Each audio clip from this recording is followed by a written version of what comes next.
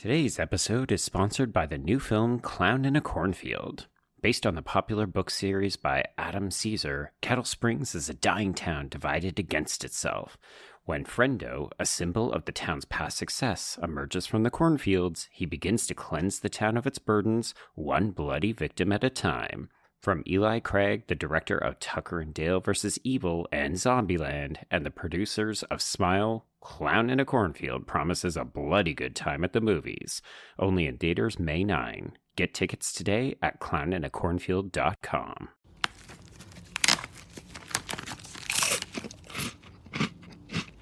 Uh-oh. The last cookie. You can get a new box of cookies in as fast as an hour with Walmart Express Delivery. Are you my guilty self-conscience? No, I'm the voice offering you promo code EXPRESS for free delivery on your first order. Hey, who ate my cookies?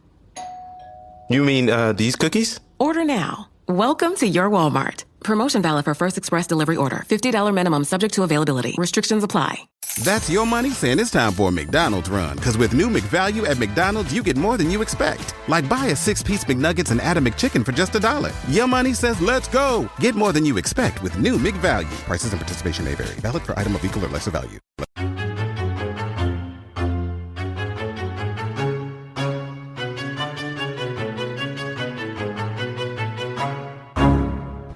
You have to control yourself!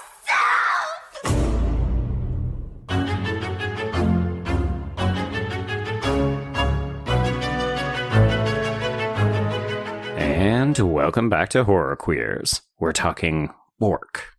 Fuck. We're talking drink Elgin constantly. And we're talking who do I have to fuck to get off this boat? And I'm Joe. And I'm Trace, and we're talking all aliens please proceed to level 1. Oh, you've got a mean streak. Truthfully, Yes. she could have been meaner. Let's be real. Well, I have thoughts about Winona Ryder in this movie. Yeah. Everyone, we are discussing Jean-Pierre Jeunet's Alien Resurrection, finally wrapping up our coverage of the Alien quadrilogy after years of covering these films. Indeed, and just in time for Alien Day, which is why we fucking scheduled this. Yes, it is. A shocking, well, maybe not shockingly, but a very divisive, polarizing entry among fans, which Right. I was a little surprised by, just given what we discussed in Alien 3. You know, like I was like, oh yeah, that's the polarizing film. And I don't know, man. People hate this movie. People hate this movie, and I can't help but wonder if it's because so many people hate Alien 3 as well, but then there's that huge gap. So I did wonder if maybe people just said, oh, I didn't really know if we were going to get another one because that last one bombed so badly, and then this is what we get. Yeah. I mean, at the end of the day, I'm kind of like, I'm surprised that a studio let this director have free reign creative control on this film, but I'm also like really happy they did. Sure, yeah. I mean, here's the thing. I'm going to put my cards on the table. I really like Alien Resurrection, as you have said. It's not everybody's favorite, and many people actively hate this film, but I think this is a big fucking swing, and whether you like it or not, I think we can all agree that it is taking some risky chances. Oh, absolutely. I also really like this film, and truthfully, if I was going to pop in either Alien 3 or Alien Resurrection, This one's more fun. well, yeah, that's the thing. Like, this is not dour like Alien 3. Like, I have to be in a mood to watch that film, whereas this is like popcorn entertainment for me. Absolutely. And that's one of, I think, the strong parts of this quadrilogy is that each film really is their own entity. Like, they're all set in the same universe. We still got Ellen Ripley, Sigourney Weaver doing her fucking thing, and she's amazing. Mm-hmm. But, like, this movie really just says, oh, those other movies, they all did their own thing, and I, too, will be doing my own thing. Yeah, and this movie sure does its own thing. And I was kind of like, okay, did people just not like it because it's like, oh, this isn't the Ripley I know and love. This is not Ripley. And did it stop there? I mean, I know people hate the newborn. I have thoughts on that too. But oh my God, I love the newborn. I Fuck do those too. people. I thought it was really cool. I'm sorry. I mean, you know what? Everyone is entitled to their own opinions, but honestly, I don't know how you look at this creature design and say, ew. Like, well, I mean, ew, because it's gross and slimy and shit, but like, I love the newborn. It's so weird. I think that's the thing, though. I think that it's not scary looking, which I I would actually argue I would disagree. Is scary those eyes, looking. those inset black marble Is scary eyes, weird, creepy, unsettling. The tiny little nose that constantly moves every time it touches something. Like, I get it being like, it is a weird looking thing. But Sure. yeah, I don't know, man. Like, this is just like franchise, like fans, like hating on this shit. Like, I don't know. Yeah. You're right. Big swing. I appreciate it, even though not all of this fully works for me. I do think it's a little too long. Okay. But yeah, no, this is fun. I like this movie. Yeah. And it's interesting that you noted that some people don't like this because they feel like it's not their Ellen Ripley. I just did a quick search and I actually sent you a review at the very last minute before we were about to record. But yeah, like there's an editorial on Bloody, I think before either Prometheus or Covenant is coming out. And this person's just like, I don't know why they fucked with Ripley like this. But I mean, I'm reading it in a very condescending way. The person was actively, like, one of the main reasons they didn't like the film is because it was like, what have they done to my Ripley? And I was just like, it's a completely different character. It's a fucking clone. That's what I was going to say. Like, yeah, this isn't Ripley, the Ripley you know and love, because it's not Ripley. Like, this is a clone.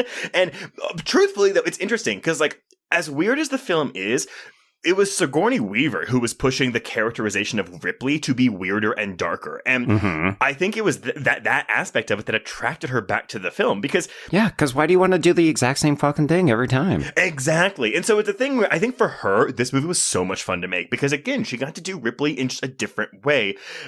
And not to say she didn't care about how the final product turned out, but like I just think that the main point was I'm getting to do something different with this character. Exactly. Yeah. Like, I always quote and remember that line from Alien 3 where, you know, I've had this thing in my life for so long, I can't remember a time without it. And part of me wonders if Sigourney Weaver felt the same kind of thing with Ripley. I mean, I'm sure she loved the character. That's why she agreed to come back. Also because they probably backed up a dump truck full of money to her house. Joe. But I mean, the reality is that as an actor, you do want to be challenged. And this provides you with an opportunity to play your most iconic character, but in a different and interesting new way. It almost feels like the multiverse of 1997. Oh my God. How dare you? Okay, well, let's go into this. Truthfully, I was a little surprised. I was expecting more drama on the production of this movie, and there really isn't. Okay. More so, like, I went through all 6 hours of bonus features on this Alien Resurrection Blu-ray, and it's really more so like they're explaining why and how they did everything they did. So, okay. Like, it doesn't feel defensive, but I do think it's kind of a defense. Like, we're justifying all of our creative decisions to the utmost. But also, I mean, folks, if you have never checked out the quadrilogy, it is stacked. Like, every single entry in these 4 films has hours and hours and hours of bonus features. I had to reserve an afternoon where whenever we cover one of these Alien movies, which thankfully this is the last one, but like I was like, don't say never. We've still got a whole bunch of shitty ones to cover. Well, the ones in the quadrilogy that have all these bonus features, I was like, okay, I have to reserve a whole afternoon to like go through all this shit to form this production history. So, oh my God. 6 hours condensed into like 30 minutes. Here we go. Okay, so yes, Alien Resurrection, the 4th and final quote-unquote entry in the Alien franchise. Right. Well, it's the final entry in the quadrilogy. We'll just say that. But there we go. We have not gotten Ellen Ripley back. Yes, but this is also, again, possibly the most maligned entry as well, which is saying something after that Alien 3 reception. Right. Yeah. Anyway, this screenplay is written by none other than Joss Whedon, and it was so...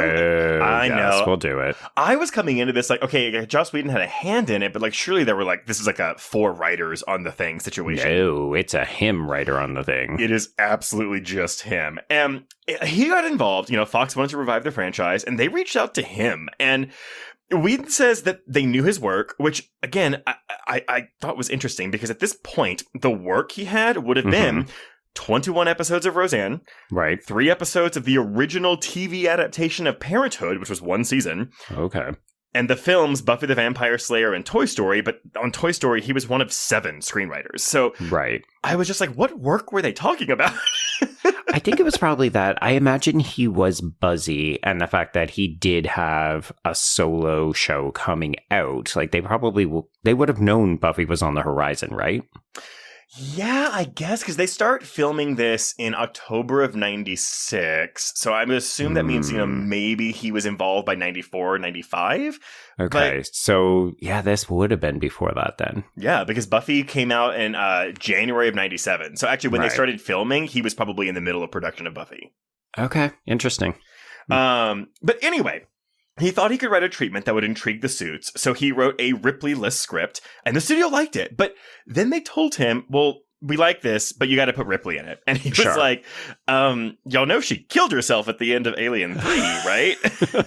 That has never stopped anyone from making a movie. Exactly. So he thought of many ways to bring her back before finally settling on cloning. And I don't know what the many ways were. I actually think he just couldn't figure out what to do, and he just settled on cloning, because that just seems like the obvious route to go. Sure, yeah. And the theme of his script became more about bringing things back from the dead, hence the title Resurrection. Right. Interestingly enough, though, so when Sigourney Weaver got involved again, she became seduced by Ripley 8's, that's what we call her, characterization, and kept, as I said, like telling them to push the darkness further because, I mean, again, I'm sure this is a super fun role for her to play. Right. But, you know, like when Alien 3 was done, like one of the reasons she said that Ripley died was to liberate the series from her. You know, she didn't want Ripley to become a figure of fun that no one ever listened to, waking up from sleep every few years going, there's a monster, and then, you know, like saving the day. Right. So on this, that dump trunk full of money that you're talking about, so she got a co-producer credit and was reportedly paid $11 million for this movie. Yeah, as she should. Oh, as she should, but also like $11 million to a female lead in a sci-fi alien movie in 1997. Yeah, like folks, that may sound like not that big of a deal considering we now talk routinely about $20 million paychecks and so on, but like a woman, a sci-fi film, and a franchise that, let's be honest, had a lot of pedigree, but had a not great final entry before this. So, like, there was no guarantee this movie was going to work. Although I'm sure they were banking on her, like, well, if we make it and we don't have Ripley, it's far less likely to succeed. Because also, if a woman, at this time especially, is getting paid that much money, it's usually for quote-unquote female genres, like rom-coms. Sure. Like I always remember, it was either Julia Roberts or Cameron Diaz. Like, one of them was paid $20 million for a movie, and at the time, that was like the biggest money, like paycheck a woman had ever gotten from a movie. There's Cameron Diaz, $15 million for Sweetest Thing. Oh my God. That is wild. Yeah, and not a good investment. I mean, we love that movie, but like that movie did not break box office records. Oh, no. I mean, it's generally considered a terrible movie, but yes, I do love that movie. Okay, so important to note, David Giler and Walter Hill, the guys who founded Brandywine Productions and produced the original Alien, they opposed the mere concept of Alien 4. Okay. So the studio developed the script without their involvement, but from an idea that they say was kind of theirs. And by kind of, I mean, Giler was talking to Weaver at the Alien 3 wrap party and said, well, if we ever bring you back, we're going to have to clone you. And that was him saying, like, yeah, they used my idea. But I was like, okay, sure. I mean, that sounds like cocktail banter. I'm like, did you write it down on a napkin or anything? Yeah, where's that napkin, right? But they did wind up reading Whedon's script, and in their words, they thought it would ruin the franchise. And okay, that was that. And so Fox insisted on making it and went ahead without their involvement. Sure. Yeah. Guess what? We were going to make it with or without you, so you just iced yourself out of this. Thank you. Goodbye. So by October 1995, a year before filming began, everything was pretty much in place except for the director. And I love this. There was originally talk of Danny Boyle directing, and by talk, I mean like he met with them. Okay, I could see it. And he chose not to do it in favor of going to make the dark romantic comedy A Life Less Ordinary with Cameron Diaz, Ewan McGregor, and Holly Hunter, which, weirdly enough, came out just a month before Alien Resurrection and flopped. Yeah. I mean, would he have had better success making this? Who can say? I mean, have you ever seen A Life Less Ordinary? I have. It is a messed up little ditty. I don't mind it, but it's kooky. Yeah, 100. Like whenever I did that Cameron Diaz marathon a couple of years ago, where I was looking for early films, this was one of them. Everyone, like, I'm sorry, I'm tangenting on this because I'm just like, what the fuck? No, do it, because this is like, if you are a Cameron Diaz fan or a Danny Boyle fan, it is a curiosity. Well, but the plot is wild. Like, it's Ewan McGregor kidnaps Cameron Diaz, and at the same time, Holly Hunter and Delroy Lindo are angels up in heaven who are their love angels, and they are told by their boss that, hey, you you haven't made anyone fall in love yet, so you have one more chance, and if you don't, we're clipping your wings. And they have to go to Cameron Diaz and Ewan McGregor, who, again, kidnapper and kidnappee, and make them fall in love. Yeah, so it's like a Stockholm Syndrome kind of movie. It's bizarre. I really liked it. But anyway. You know what? Weird Wednesday programming for you in the future. Oh, I don't even think there's a Blu-ray of this movie, though, so you have to watch it on streaming. But yeah. Anyway, the studio then sought out Jean-Pierre Jeunet. And again, the same way they did with Whedon, they were just looking for fresh talent to put on this major franchise they had, which I really respect from Fox. Sure. I mean, nowadays, what we do is we cherry pick indie horror directors and then we promote them to the big leagues with a franchise IP, right? Like we saw it with things like Evil Dead. But yeah, I mean, with him, it's like we sought out an artsy French director.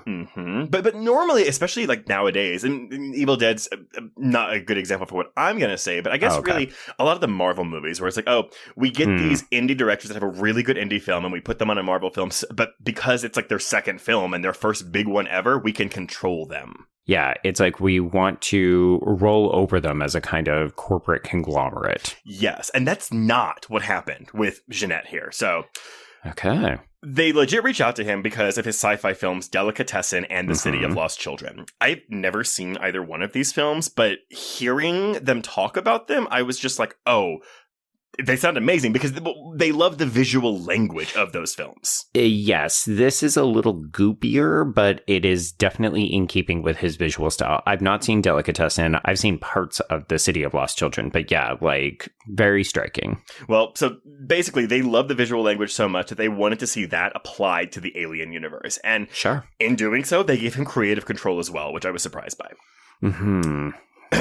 At this point, Jeunet was in the process of writing the screenplay for his romantic comedy and future Academy Award nominee, Amélie. Yes! But he decided that he would put that on pause and come to Hollywood to do Alien because, I mean, when was he ever going to get an opportunity like this again? Sure. I mean, can you imagine being... Well, I guess some directors, if you get a call that says, hey, do you want to do an Alien film? You might say, no, thank you. That's not in my wheelhouse or my interest. But I mean, it's not a bad fit for him. His other films were definitely more fantasy than sci-fi. But yeah, as you said, like the visual language matches. Exactly. Now, with him came some of his own crew. So he brings over cinematographer Darius Khondji, who, Joe, that name should ring a bell. Panic Room. Yes, we just talked about it. So he was fired from Panic Room, but he was also the cinematographer for Seven. And I think that is also a big reason why he brought him over for Resurrection. Okay. Right. He also brought over his editor, Hervé Schneid, and special effects supervisor Pitoff, a.k.a. the director of Catwoman. But all of these guys worked on The City of Lost Children. So that's like, again, it's the same crew, basically. Yes, and of course, folks will also know that he brought over one of his leads in that film as well. Ron Perlman. And that's the interesting thing. So I guess Ron Perlman was the only like English-speaking American on the set of that film. And then for this one, Jeunet was the only Frenchman that couldn't speak English on the set of this film. Okay, I see. Yeah. So Jeunet had immense respect for the art direction of the original Alien. On top of that, though, he also wanted to match what he called the savvy of American Hollywood films, meaning he didn't want it to feel like a French film. Okay, sure. So he rewatched Alien several times and asked for the production notes from the film from the studio. He made notes of camera setups and any other technical thing you could think of. And it was like, okay, not going to mimic it, but I'm going to try to make it feel like, oh, this is quite literally just, it's a continuation, you know, visual and narratively. Right. That is fascinating because when you start to think about it, I can definitely call to mind particular sequences in this film that do evoke Ridley Scott's direction in that. But then there's a bunch of wackadoodle shit in here that is definitely like the French new stuff. Hollywood. We're having fun with this. Yeah. So one of their people that wasn't from France, we had an American, was production designer Nigel Phelps, who had, this is funny, just done Judge Dredd, the Sylvester Stallone movie. Oh, okay. Which, granted, though, I mean, the production, like the futuristic production design of that may like be what helped him, but right, yeah. He had spent years working under production designer Anton Furst, who had worked on like the big ones, like Neil Jordan's The Company of Wolves, Stanley Kubrick's Full Metal Jacket, and Tim Burton's Batman, that one which he won an Oscar for. Okay. So basically, Phelps was an apprentice to a master. I think they would have probably used Furst if they could, but he died by suicide in 1990. Oh, okay. Grim. He was married to Beverly D'Angelo. Oh, yeah. Interesting.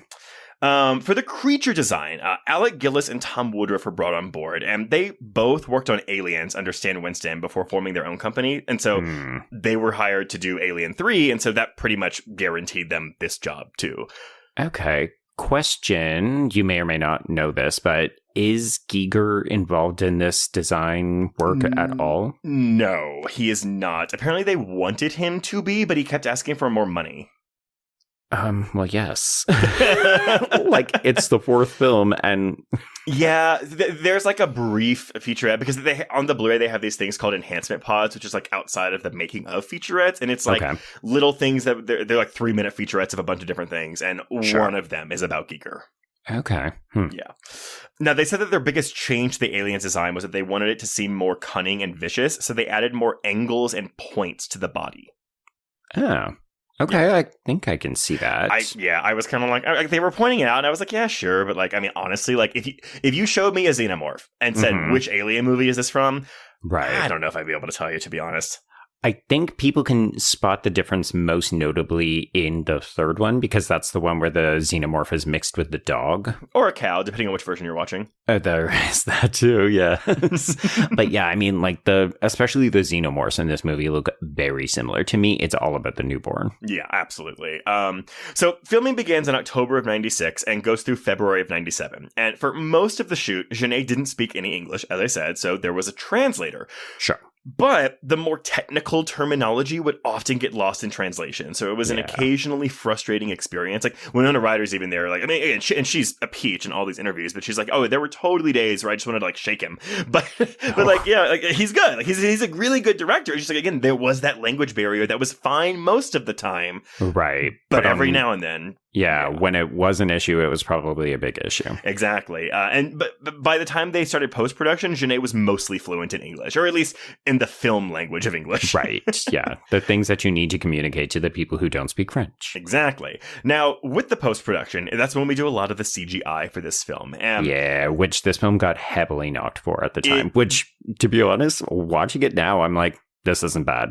This is actually totally fine. This looks like 90s CGI. I think it looks better than most 90s CGI, to be honest. There's a couple of times. I think the issue is, because, the practical aliens look so good, you can always tell when it's a CGI alien. And sure. It doesn't bother me as much when it's a long shot. Like, there's a shot whenever all the lifeboats are getting ejected and the alien, like, crawls into the lifeboat. It's a little skittery, and you can tell. It's, we made that on a computer. Clearly a CGI thing, but it's far enough away where I'm kind of like, whatever, and it's quit. But there are scenes where it's like, when it jumps out of the water, it looks too shiny. Yes. Yeah.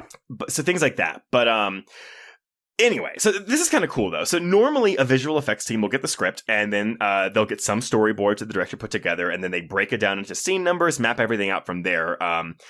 Well, Jeunet had done something different. So he took Whedon's screenplay and basically turned it into a comic book to where it was 220 pages, and every left page were storyboards for the right page. Huh. Okay. Cool.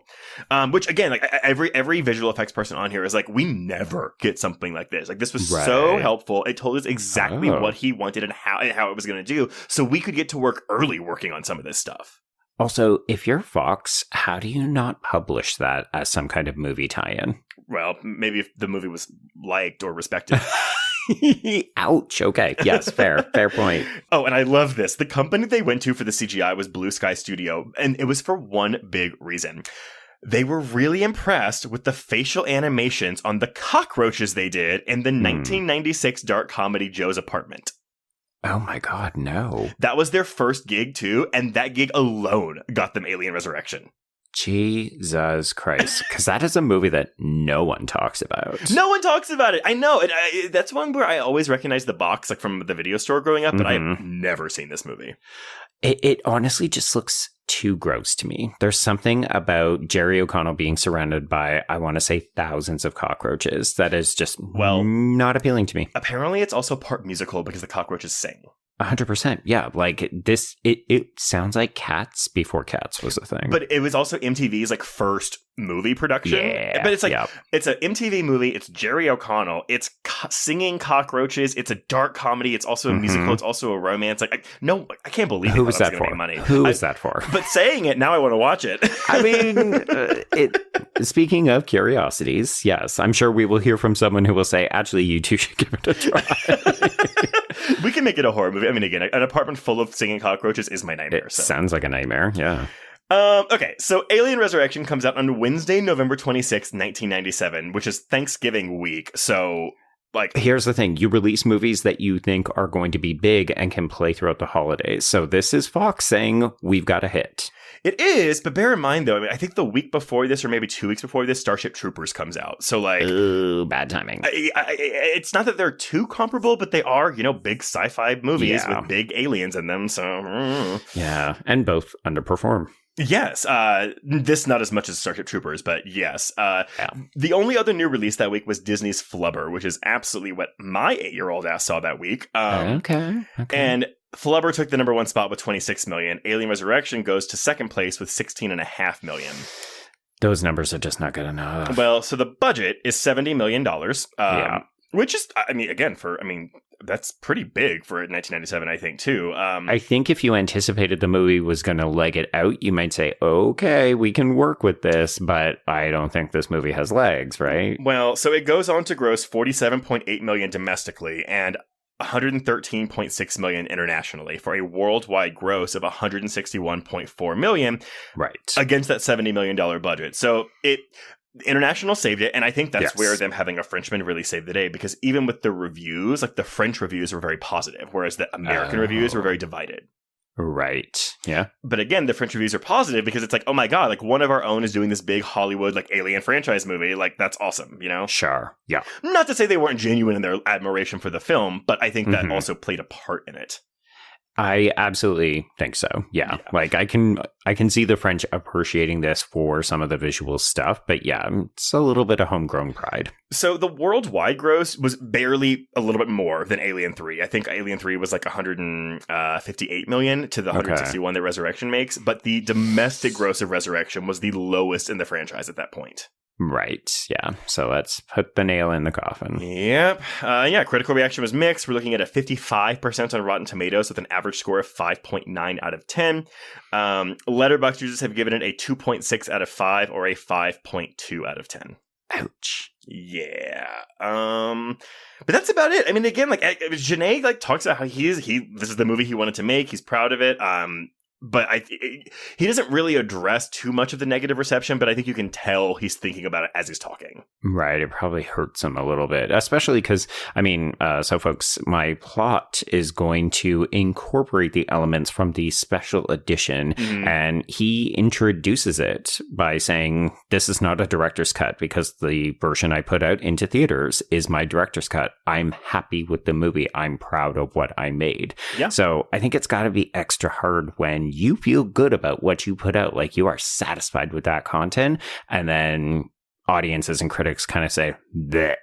But it's not just critics, we're kind of like blah, but again, like the vitriol I've seen online from some people about this movie. I mean, you mentioned the post, but even just in like Reddit, well, I'm saying Reddit threads as if I'm surprised it's toxic and terrible, but wow, it's just like people.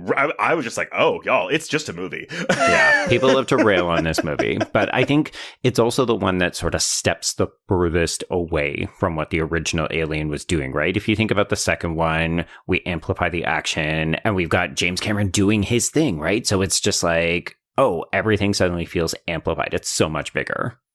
100%. I mean, and it's an action movie to the first one's like horror film, and then and then you've got the third one, which is it's dour, but it's especially when we know what David Fincher goes on to do, and it's got that grim ending, which wasn't popular, but I feel like a bunch of people came back around to. It also does have that extended, not quite director's cut because David Fincher doesn't want to talk about it. Yeah. But like when you watch that fuller version, the movie also plays way better. Yeah, I would agree with that. But yeah, this is actually my first time watching the special edition of this film. I never watched it because I always heard that Jeunet was like, no, the theatrical cut is my preferred version, which is not the case with Aliens, and Alien 3, there's not really an answer on it. So it's just like, whatever. But I know James Cameron prefers his longer cut of Aliens. Right. Yeah. Yeah. I mean, folks, when you hear me talk about some of the special edition changes, like they aren't groundbreaking. Nothing is in here that needed to be in here, and it was excised. But it is funny that you say that there wasn't any drama, because I think I even cued you going into this week. Oh, we're going to have this massive production history. It's going to be super long because this is another one that got totally fucked with. So I'm kind of shocked that that is not the case. I always thought that Fox was meddling with this movie. No, they were not. And the only thing that they had a hand in, like, saying, no, you can't do that anymore, is the opening scene, this bug opening of the special edition, where basically they were doing it, and they ran out of money. And Fox said, sorry, you can't have any more money. So they had to take it out and put in whatever we got for the theatrical cut. Oh, interesting. Yeah, because it's definitely not a make or break opening. No, not at all. It's not even that interesting, if we're being honest. No, well, but the funny thing is, though, Jeunet says that he thinks that because he pitched this bug opening scene when he was getting the job, and he thinks that is what got him the job. They were like, we accept your pitch, but also we will not give you money to put it into the finished film. They were. I mean, again, I think it was just like it was at the end of the production. Yeah, like, if they had shot this first instead of the water scene first, then yeah, we would have gotten that and maybe not a water scene. But who knows? Oh my God. This movie would suffer without the water scene. The water scene, let's be clear. I mean, it is like the opus of this film. Absolutely. That's part of the reason why people say, oh, I don't like this movie. I'm just like, oh, really? Do we want to talk about the underwater scene? Because fuck you very much. I mean, like, do I wish the water scene were longer? Yes. Yeah. But it's still pretty good. Well, okay, so I said there's like 5 or 6 hours of bonus features on this set. There is of those 5 or 6 hours, 30 minutes of it is devoted to the underwater scene. Yeah. Because it was really hard to do. Oh, just watching the finished product and thinking, people had to film this. And this is not like get in the water for a day. This is like probably a week or something terrible. I mean, you'll tell me as we go, but... Well, and bear in mind, like, Sigourney Weaver's claustrophobic, didn't want to do it. Winona Ryder actually almost drowned as a child to the point where she had to be resuscitated. And so she signed on, was very excited because she was like, wait, like, she was like, I think my team thought that I was going to say no to this, but I was like, are you kidding me? Like, an alien movie? Like, yeah, and Ripley's going to be in it? Yeah. But, like, she thought when she signed on, oh, they're just going to use, like, a stunt double for, like, the underwater scenes. But then she was like, but then I found out my hair was going to be cut short, and like you couldn't do that. Damn it! I should have cut my hair long. But okay, go ahead, Joe. Sergeant and Mr. Smith, you're gonna love this house. Bunk beds in a closet? There's no field manual for finding the right home, but when you do, USAA Homeowners Insurance can help protect it the right way. Restrictions apply. Ryan Reynolds here from Mint Mobile with a message for everyone paying big wireless way too much. Please, for the love of everything good in this world, stop.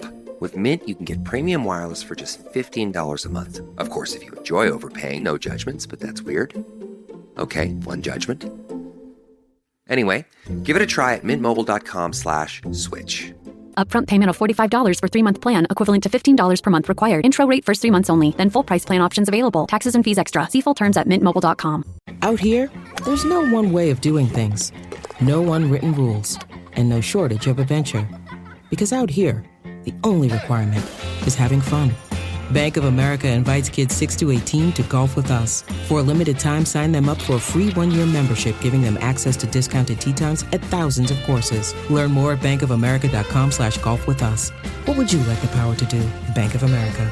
Restrictions apply. See BofA.com/golf with us for complete details. Copyright 2025 Bank of America Corporation. Okay, so because it's just the two of us, I have a game for us to play, but unlike previous episodes, this is a game that we will continue to play throughout my entire plot description. Oh, God. So, Trace, we have been talking about how great these special features are on the Alien Quadrilogy set.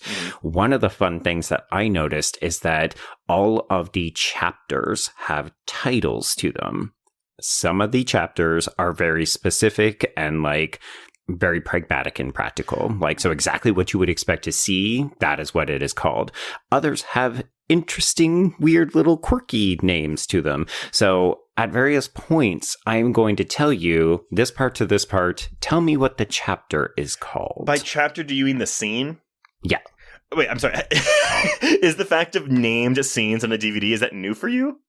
No, but Okay. like Alien does this in like a much more visually sensitive way than I would say any other film does. Like usually it's when you go to scene selection, you can be like, this, and then you click on it. Whereas if you fast forward throughout the Alien discs, they will tell you what the scene is called. Okay. Every point. All right. Well, I'm not going to be good at this, but fire away. Well, okay. So I gave you a hint. The trick is that often it is the most obvious thing from that scene. Right. So keep that in mind. And then every once in a while, it may not be. Okay. Got it. Yeah. Okay. So if you're watching the special edition, you can watch what Jeunet originally pitched. So we would open with what we think is Xenomorph teeth, but is actually just this space bug, and it gets smushed and then flicked against the glass of what is eventually revealed to be a giant spacecraft. Bear in mind, he doesn't just flick it against the glass. He puts the guts, like the he guts. Smears it. No, he puts it in his straw and blows it out and hits the window. Oh, yes. Yeah. And it's like, because again, it's like a fucking, like, how many years in the future are we? And it's like one of those, like, crinkly straws you would get from, like, a fast food place. Yeah, that's how you know they didn't anticipate the future, because this should be a metal straw. Yeah. Yes, exactly. But folks, like that's really the big difference in this opening. So where we would typically begin with, this is the type of ship that we're on, which is the USM Auriga, 42 enlisted, 7 scientists. Here we've just got, what is it, Trace? Maybe 30, 40 seconds of this opening, and it just establishes that we're on a giant ship. Yeah. Mm-hmm. That's it. Yeah. I mean, it's a little cheeky kind of fun that we think we're seeing a xenomorph in literally the opening shot.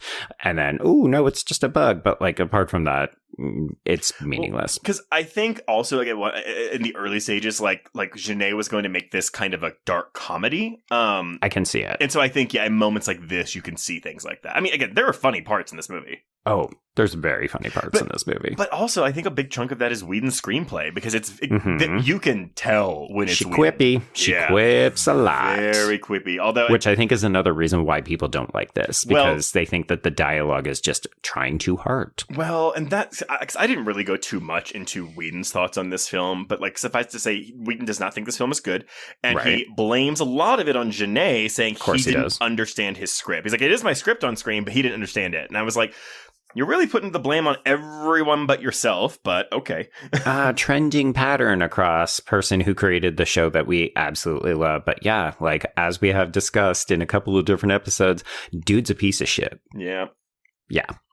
Okay, so open on USM Auriga, and we begin by pushing in on a naked Ripley clone who is played by Sigourney Weaver. She has no hair. She has no hair down there. Well, and this is a dummy. Yeah.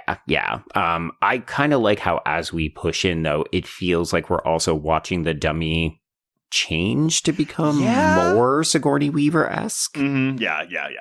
Yeah, so she's in this big glass tube. She's being studied by Dr. Gediman, who is played by our favorite weirdo, Brad Dourif. Which was another one of Whedon's gripes. The casting was another big problem, because I guess this character was supposed to be like you didn't know for sure if he was going to be good or bad, but then you cast Brad Dourif and it's like, oh, well, clearly he's bad because it's Brad Dourif. Okay, here's the thing. I don't even think Gediman is bad. I think that he is a sex pest who wants to fuck all of these aliens, and I think that makes him super interesting. I know. Honestly, he had a much bigger part in this than I thought. Like, I remember him like getting dragged down, but then when he comes back at the end for no reason whatsoever. No exposition dump on the queen. Yeah. I was literally like, wow, we didn't have any other way to deliver this information. It's the Randy with the videotape in Scream 3. Like, let's just bring Gediman back. He can do this. Also, if you're like cocooned in an alien queen chamber, are you really going to be monologuing like this? I mean, for him, yes.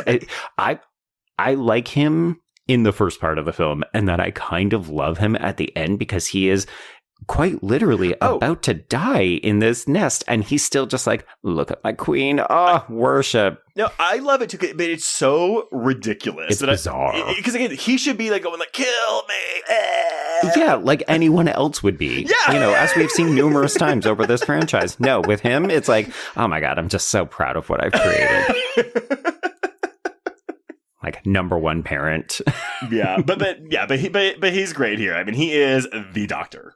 Yes, yeah. So we perform surgery because we need to cut this alien out of the clone. And we also have watchful Dr. Wren, who is played by J.E. Freeman. Oh. And also, our queer connection, too, because he is a gay, or was a gay man. But he's also Holly Hunter's boss in Copycat, like the chief of police. Oh, okay. Yeah. I feel like I've seen him munching on a cigar as a police captain, so that totally makes sense. I really like this guy as a character actor. He's got a great stern face. Like, he's so hissable. I definitely want to punch him, which is exactly what this character is meant to be. Oh, yeah. I mean, he's the Burke of this movie. What is that his name? Yes, he is. I guess not really the Burke, because he's like always obviously a bad guy, but still. Well, that is true. Yeah. But he does give Dr. Getterman permission to keep the clone alive, because very clearly the intention was we cloned her just so that we could get the queen out of her. And, you know, when we are introduced to Dan Hedaya's Captain Perez, he will confirm, like, she's a meat byproduct, and the aliens and the queen in particular are what we were really after. And I guess they weren't planning on her having memories. Like, that was like unfortunate, or I guess for some, a positive side effect. Yeah. I mean, it seems like we don't entirely know what happens when we clone. Like, clearly we're not great at it, which is why she's number 8. It took a couple of tries to get this right. Well, right, quote unquote. It's still, I would argue, not right. Well, she's just not the Ripley we used to know. Oh my God. But Joe, I'm going to tell you right now, like, I don't paint my nails, but I want her Xenomorph, like, green-black nail polish so bad. Yeah, no, I mean, you know what? Let's briefly talk about Ellen Ripley, or Ripley number 8. I thought you were going to say Alien Ripley, and I was like, oh, that's such a funny little Ellen Alien, you know? Okay, I'll just be over here. But okay. I mean, we've talked about how Sigourney Weaver seems like she's really relishing playing a different version of this character, but, like, she looks fucking great in this movie. Like, she's great. I really like the styling. The wet hair is a choice, but it's actually kind of fashion forward considering where we will go, in particularly modeling fashion and stuff. But yeah, like, I do really like this grungy, dirty version of the future. It definitely feels less antiseptic. It's almost like, hey, we kept everything from Alien and it just got a lot of wear and tear over the last 200 years. Yes, and that was something, because I read Roger Ebert's, like, I think 1.5-star review for this film, and his big thing, he was like, there's not a single shot that provides a sense of wonder, and he criticized too, like, the design, how it just looks like gross, moldy metal halls, and I was like, yes, but the description you just gave, Joe, is like spot on what they were going for. So well. I mean, everyone knows I have challenges with some of Ebert's reviews, but I'm just like, dude, that's a thing that you want. 2001 is right there. If that's what you're looking for, go for it.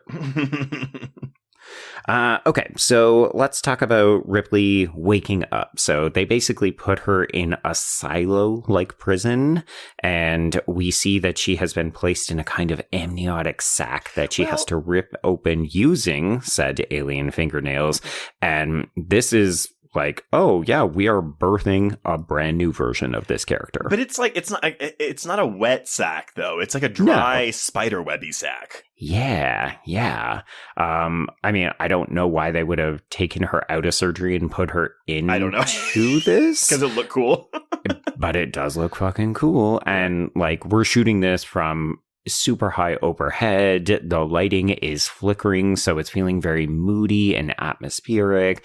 And yeah, you know, she has this kind of childlike wonder where she doesn't quite know who she is or what she is, even as she looks at, yes, the 8 tattoo, but also, hey, we got a big old scar in our chest. We sure do. And we'll learn soon that it keeps healing faster and faster and faster. Yeah, she's going to be hard to put down, methinks.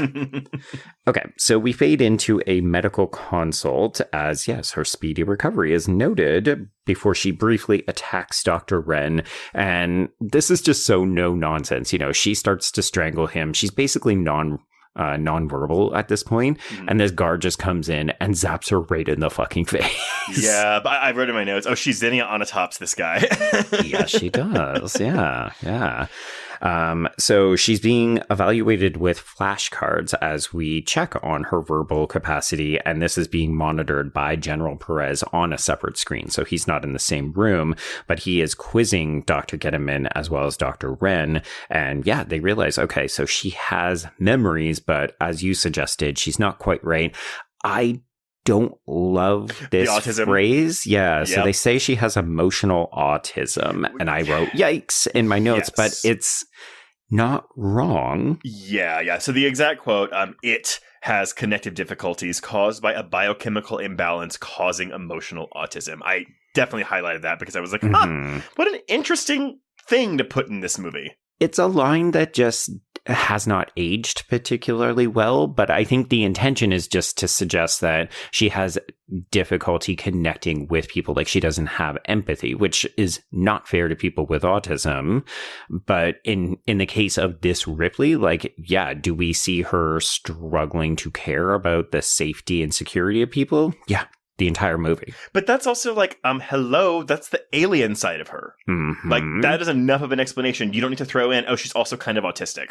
Yeah, especially when we will get a scene later on where, after she's kind of introduced in a meaningful way to the crew of the Betty in the mess hall with our infamous basketball scene, we have Dr. Getterman saying, oh, she's a bit of a predator. And I was like, I actually think that's a better description. Like, you can say she doesn't relate to these people because she's kind of stalking them. Mm-hmm. Yeah. Okay. I did want to make a note that there are two scenes that I would have liked to have seen kept into the final film. Same. And this is one of them. So while she's being evaluated with the flashcards, in the extended edition, we get an image of a young girl and she kind of half smiles at it. And you can tell that she's thinking of her daughter. I thought she was thinking of Newt. Oh, it could be Newt too. Yeah. If only because quite literally in the next scene, we get the Alien 3 callback. Well, again, in the special edition, we get this scene. Mm-hmm. So in the hallway, we learn that Perez, this is the Dan Hedaya character, is considering extermination of... I said meat sack. He calls her a meat byproduct. Which, okay, one... Because, when we're talking about sci-fi futuristic movies, I love how they kind of, like, show some random piece of technology. The door security is like a breathalyzer type thing. It is. I love it. And it doesn't work all the time. It's so stupid lo-fi, and you're just like, really? We're not going to go with an eye scan. Yeah. We're not going to go fingerprint. We're going to go hot-ass breath. And it's just Dan Hedaya going... Yes. And see, to me, that's funny. That is like a French sense of humor where you could see some people be like, what are we doing? Yeah. Why are we doing this? And I cackle. No, I think it's very funny. We have it's not a gag per se, but again, it doesn't work. He has to breathe in this thing like 3 or 4 times before it opens. Mm-hmm. And then there's a moment later on where Call is trying to sneak into Ripley's silo prison, and she's got a keychain of these fucking sprays to impersonate different people's breath. And I was just like, it's a nice callback. That's really cool. Yeah. Okay, so Perez is less interested in Ripley because, of course, yes, as I said, the Queen, Her Majesty, is the real reason we did this, and this is our introduction to the new Queen as the camera goes over the back of her, like, crown head plate. Mm-hmm. And this is just an example of, like, we could have just revealed the Queen. We didn't need to make it a bit flashy and, kind of visually exciting. And I appreciate these moments where Jeunet says, no, I'm just going to do something kind of cool with the camera. Well, I think it's just because, too, like, I mean, like, the crown of the Queen is so iconic. So big. Yeah, it's so big. I mean, it's so distinct from the regular, like, warrior Xenomorphs. Yeah, exactly. Yeah. And so it's a thing where it's like, oh. And I think revealing this early in the film is also kind of like, oh. But again, then the film kind of, like, subverts that by being like, oh, no, the Queen's not the issue in this movie. No. I mean, she'll come into play later, but to the point that you almost forget she's even in this film. I forgot what happened to the Queen in this movie, and I loved it. Yeah, it's good stuff. Okay, so we go to the mess hall, and this is where Ripley is talking with Getterman. He explains that they used her blood samples from Biore 16 to remake her, clone her, and in the extended edition, she acknowledges that she knows they have a queen. She calmly explains that this thing is going to breed, that they're going to die, and it does seem like she has other memories of like what happened in her previous film adventures. Well, because he asked her about Fiore 16 and she doesn't really get a chance to talk about it, but like, but that is the planet from Alien 3. It is, yes. Yeah. Okay, we also get a funny bit, which I don't know if this plays better now than it would have in 1998, but like Dr. Wren comes in and he says that Weyland-Yutani was bought out by Walmart. Okay, so this is also special edition only. This is not in the theatrical cut, but it was so funny because I was watching the special edition, and normally I'll go through like the movie censorship site and try to figure out what the differences are ahead of time. And I didn't do that. And when I looked at the end, I was like, oh, wow, like all the things that I really highlighted is like, what is this? Were all special edition things. Yeah, because they were new to you, right? Yeah. Yeah. And folks, one of the other fun things I really like about the quadrilogy is that you can set it up so that there will be a symbol or something to let you know when you're watching either the extended or director's cut or something like that. So it's actually really easy to spot where the differences are. Yeah. So Wren insists that the United Systems military is different than Weyland-Yutani, and they've got unlimited potential with this alien creature as soon as they tame it. And she's, Ripley has been through this many times at this point, so she just kind of laughs and is like, no, you're going to die. And I do like that Wren gets the final say here because he says, well, why not? We're doing it to you. Okay, so we introduce now the Betty, which has a crew of 6. So our introduction to these people is through Captain Elgin, who is played by Michael Wincott, and his famous raspy voice. Oh, I did not recognize this person. What? Oh my God, that's right. I forget you haven't seen The Crow. Okay, he is the guy from Nope. Oh, wait, the guy from Nope? Yeah, the photographer. Oh, God. He looked familiar, but I kept getting like an off-brand like Tom Hardy or Logan Marshall Green from him. Okay, I can see the Logan Marshall Green in terms of like the look of him. Yeah. Yeah. Then I guess I'm gonna have to watch The Crow one day. Oh, baby. Yeah, we have got to watch The Crow. It's to the point where I debated programming it for an audio commentary when that new one was coming out. And then it was just like, oh, never mind. I think for that one, too, we'll probably, especially because I've never seen it, like that, we might want to make that like an actual episode. Yeah. I mean, obviously, sad real life story, but I really like that movie and it's got good action. I've heard nothing but good things about it, but I've never seen it. Okay. Yeah, we should think about that for the future. Okay, so Captain Elgin is either dating or fucking his co-pilot, who is Hillard, Kim Flowers. Oh, this poor woman gets nothing to do in this movie. Nothing to do. This is definitely one of those. It's not a huge cast, but there are a couple of people who just, it's like, no, we could have cut them out. They don't need to be here. I think that if I have one big gripe with this movie, I think that's kind of it, because at least in Alien and Aliens, like both the set of Marines and Aliens and like the crew and Alien, like they are all so distinct. You get to know them. And it's not like this movie is like rushing to get to the alien outburst. Like I think it takes like an hour, close to an hour before we actually like start setting them loose on people. But we don't get to know these people as much as we get to know the crew from Alien and Aliens. And that to me, that's Whedon's fault. Yeah, this is definitely the Cull game. So it's Cull and Ripley, and then everybody else is kind of circling around, and they all look visually distinct. So you're never wondering like, wait, which one is Christy? Like, it's very easy to tell all of the crew members of the Betty apart, but do they stand out as characters? I would argue not exactly. Because it's like, okay, wheelchair guy, Winona Ryder, Ron Perlman, woman, captain, black guy. Yeah, basically. Like, if you want to dress it all the way down. But that's literally, that's how my brain was working. I was like, if you told me the black guy's name was Christy, I wouldn't have believed you. I was like, sure, I guess that's what his name is. Well, that is in fact his name. Yes, he is played by CSI's Gary Dourdan. We have our disabled mechanic Vries, who is played by frequent Jeunet collaborator Dominique Pinon. We have, Cull, who is played by Winona Ryder with her cutesy little pixie cut. And then finally we have Johnner, who is Ron Perlman, the person that no one really likes and we tolerate because he is the muscle. But I do love that this movie introduces him acting like an ape, because he kind of is an ape. Like, he's a big, dumb idiot. He has one of my favorite lines in the movie, though, which is one of his first lines when he tells them, I am not the man with whom to fuck. Such a Whedon line. Okay, what do we think about Winona Ryder in this movie?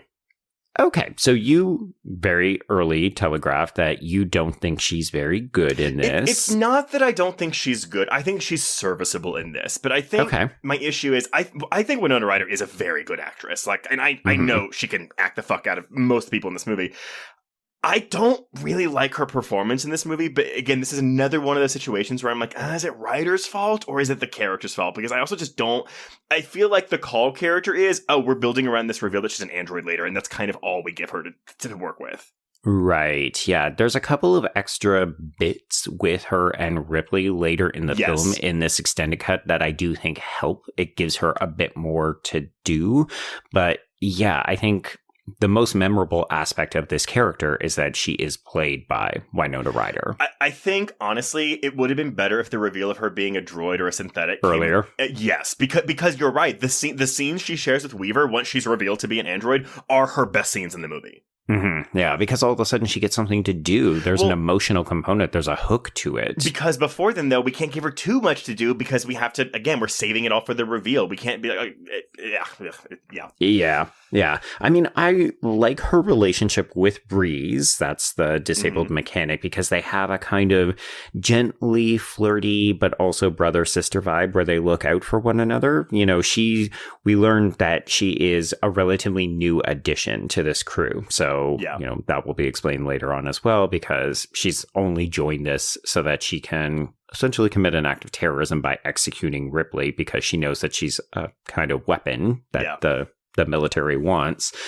But yeah, I don't think that Ryder is bad in the role, but I also do wonder if someone else would have been able to do more with it. Like, I think it's a bit of a disconnect between actor and character.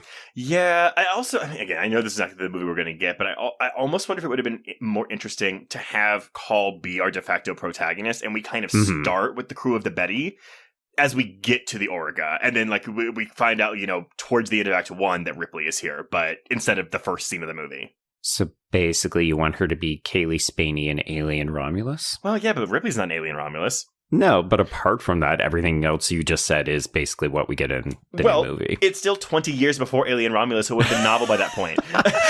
I'm more encouraging you to say, oh, okay, we kind of get that when we make Alien Romulus. Well, okay, I'll give you this then. While I'm still kind of on Alien Romulus, I do think that Kaylee Spaney, as a character and her performance, is more magnetic than Winona Ryder's here. Yeah, I mean, the reality is that we have to keep this character, the Call character, within a certain emotional box, like a sandbox, because if she goes beyond it, then all of a sudden, she's not behaving the way synthetics or droids or whatever robots act in this universe. And actually, maybe that's the thing, because look at the Prometheus, like that Ridley Scott films, where it's like, David, yes, and Michael Fassbender does something with that character, but again, it's not built around the twist that he is a synthetic, you know. No, and also he is the lead of that movie, whereas I think you would have to say that it's somewhere between Call and Ripley here, but then also peppered with all of the rest of this crew of the Betty. Yeah, I mean, honestly, I would say it's like Sigourney Weaver, and then it's Ron Perlman and Winona Ryder, like the second and third billing below her, you know? Yeah, because he's not an antagonist, but he's definitely an anti-hero. I did not remember he survived.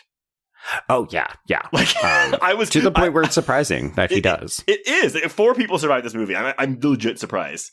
I mean, name another Alien film where we get that many survivors. Yeah, maybe the closest is Aliens, which is 3 of them.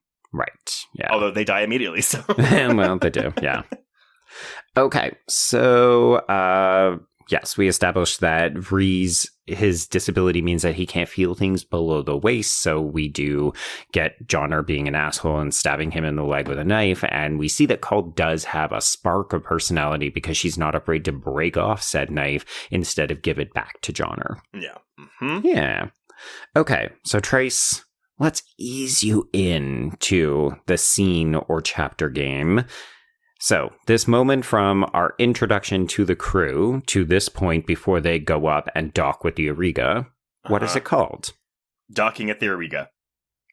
Close, not bad. So this is called The Betty. Oh, okay. So that's your hint to really distill it down. I should have known that too, because I started watching this movie in the living room, and then my husband was like, "Hey, can we switch and you go to the bedroom and I go to the living room?" And I was like, "Yeah, sure." And I was Let me just check where I am. I was on the Betty scene. There we go. Okay. So yes, we dock with the Auriga, and one of our changes, so after 3 films with female computerized voices, we are introduced to Father, which I think some people feel is a very arbitrary changeover. I do think, I know when they first said it, I was kind of like, oh, that's neat. And then we don't do anything with it. No. Yeah. Like again, in the original film, Mother is not an antagonist per se, but like she is much more of a character than Father is in this movie. Father isn't a character in this movie.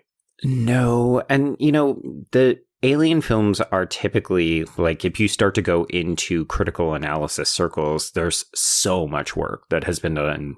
There's so much work that's been done on the Alien franchise because it's heavily female-centric. It's about reproduction. It's about, the division between the woman and the monster and this kind of stuff. And I think the idea of having a computerized female mother, like, as I said, reproduction, and then we name the computer Mother, it plays into that. Whereas the shift to Father doesn't feel as appropriate. Like, we're not really doing a stern father thing with this, and it doesn't factor into those same reproduction conversations. But I mean, I would argue this movie fully goes into a queer mode by saying, like, oh, we're not just doing asexual reproduction. We don't even need fathers anymore. Yeah. I just wish that Father had any kind of presence in this film. Yeah, the closest we get is when Ren is trying to, do his stabby back turn thing and make his way to the Betty, and all of a sudden Call takes over from Father and he gets mad. But apart from that, I mean, there's some funny stuff with the evacuation. Oh God, honestly, I know it would have been terrible. I would have been like, she's like, Father's, because I think she says Father's dead, but Father's dead, asshole. But I wish it would have been like, Mother's here now. Yeah, that would have been kind of fun. Yeah, I don't know. I mean, cheesy, but whatever. Well, there are moments of cheese in this film as well.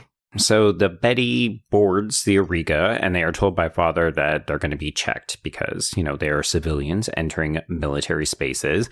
And one of the big chuckles for me every time I watch this movie is when Reese asks the guy, because he sets off the kind of metal detector thing, and he goes, "Want to check the chair?" Okay. I get amusement from the thermos. Yeah, I mean, I guess I just find it funny because we will discover later on that he has absolutely smuggled a weapon in various forms on the chair so that he can make a gun. But it's one of those things where you're like, yeah, this is going to set it off. It's a giant machine. But I feel like that's in a lot of movies. I feel like there has to be a Terminator movie where he walks through a metal detector and it goes off. Probably. Oh, you know what? It's X-Men Wolverine. Okay, that makes sense. But yes. It's a tried and true screenplay kind of classic, right? Yeah. Okay, so we do see Elgin and Perez, so the respective leaders of each ship, sit down so that they can talk business and drink. And one eat of my lemon slices? Eat lemon slices, yes, because it's, I guess, tantamount to taking a tequila shot, but... Dude, the enamel on your teeth is fucked.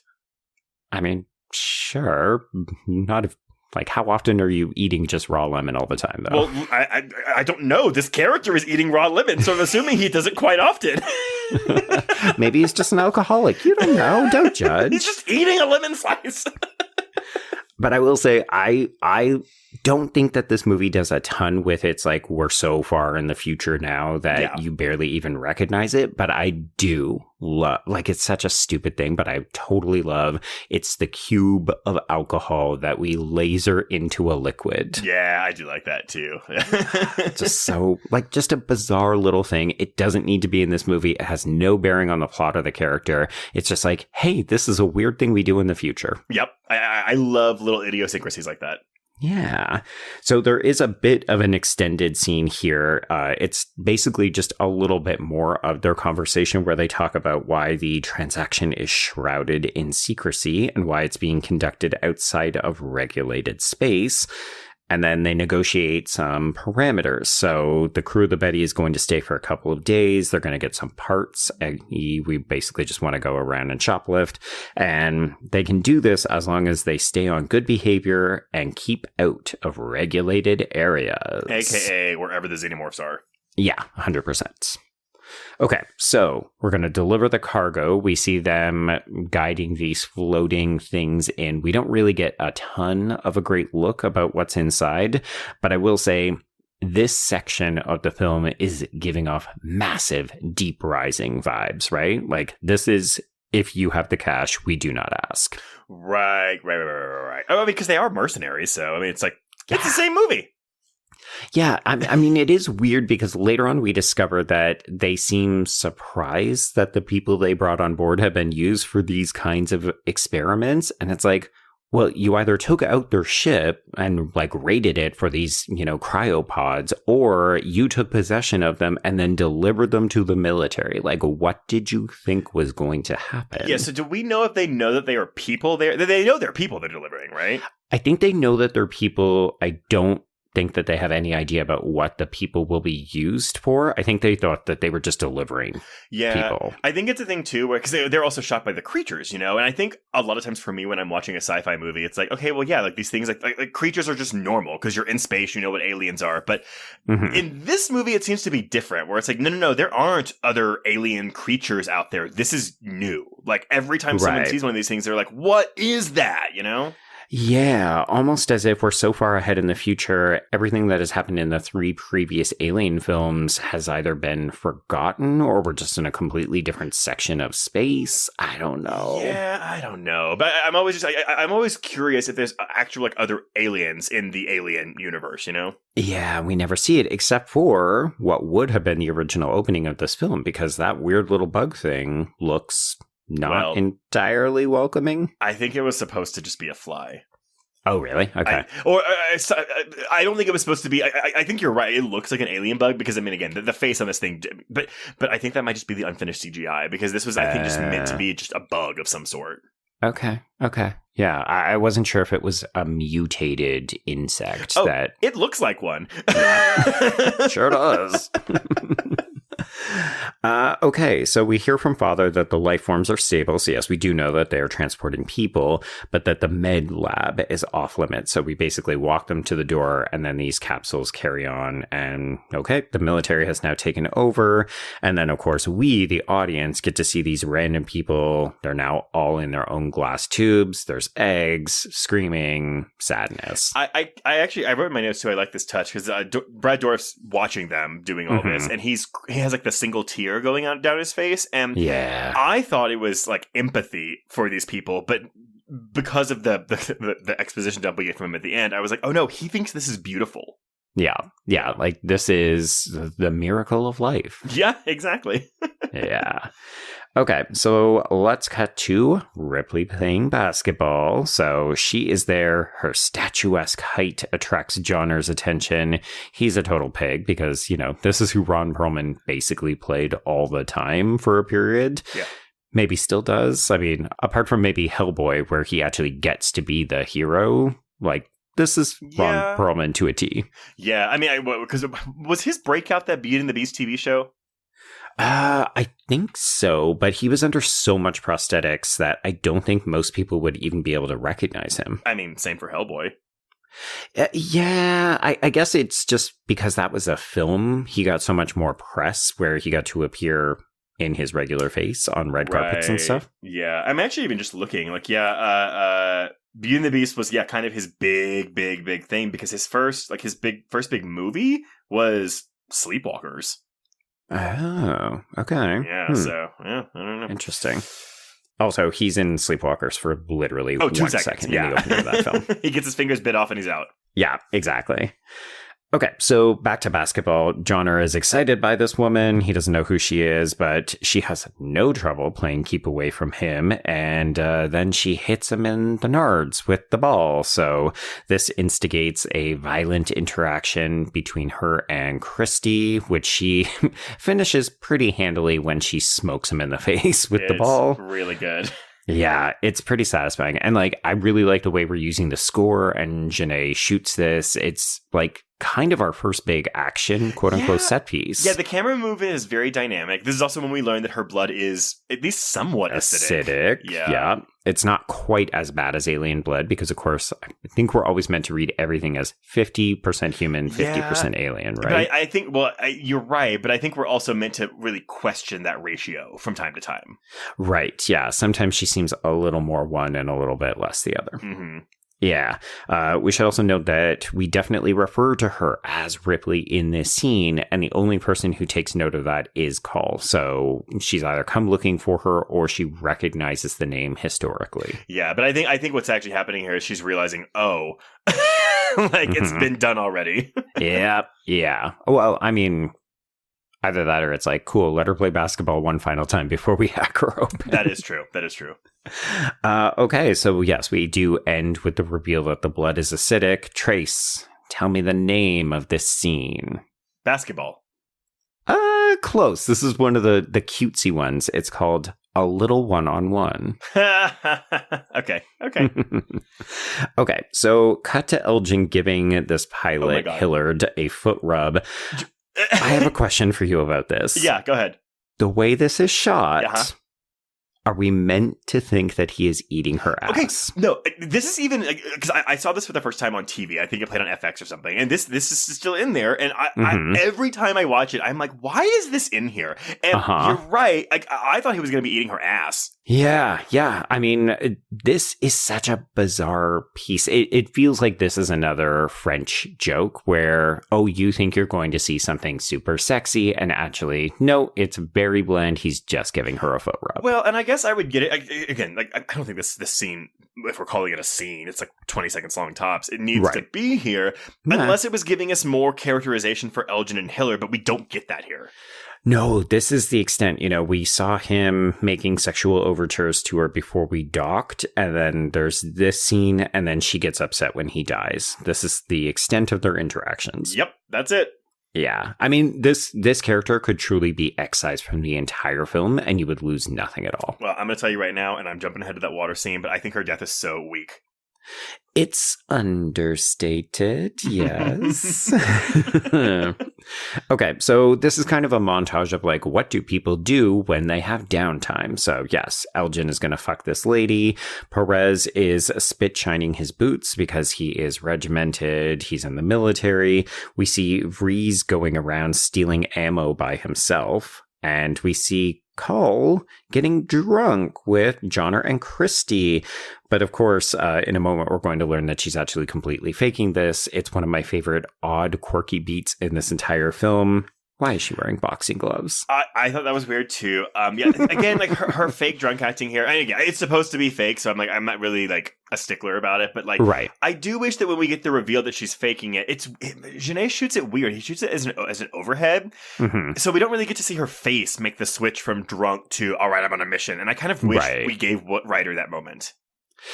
Yeah. You know what? Now that I'm thinking about it, it is kind of confusing. I mean, I don't for a moment have difficulty understanding that she was playing these two men so that they wouldn't come looking for her and she had time to go and presumably kill Ripley.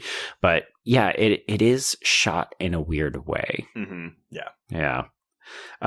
We also see Gettyman is spending some time with his beloved creatures. So this is where we do understand that the aliens are quite smart. So he sprays them with like liquid nitrogen gas of some kind. Mm-hmm. And when he threatens to do it a second time, if they misbehave, we see, it's a fast learner. But then he starts like making out with her through the glass. Like he's got like a sexual fetish for these things, which I love. I love that. Does.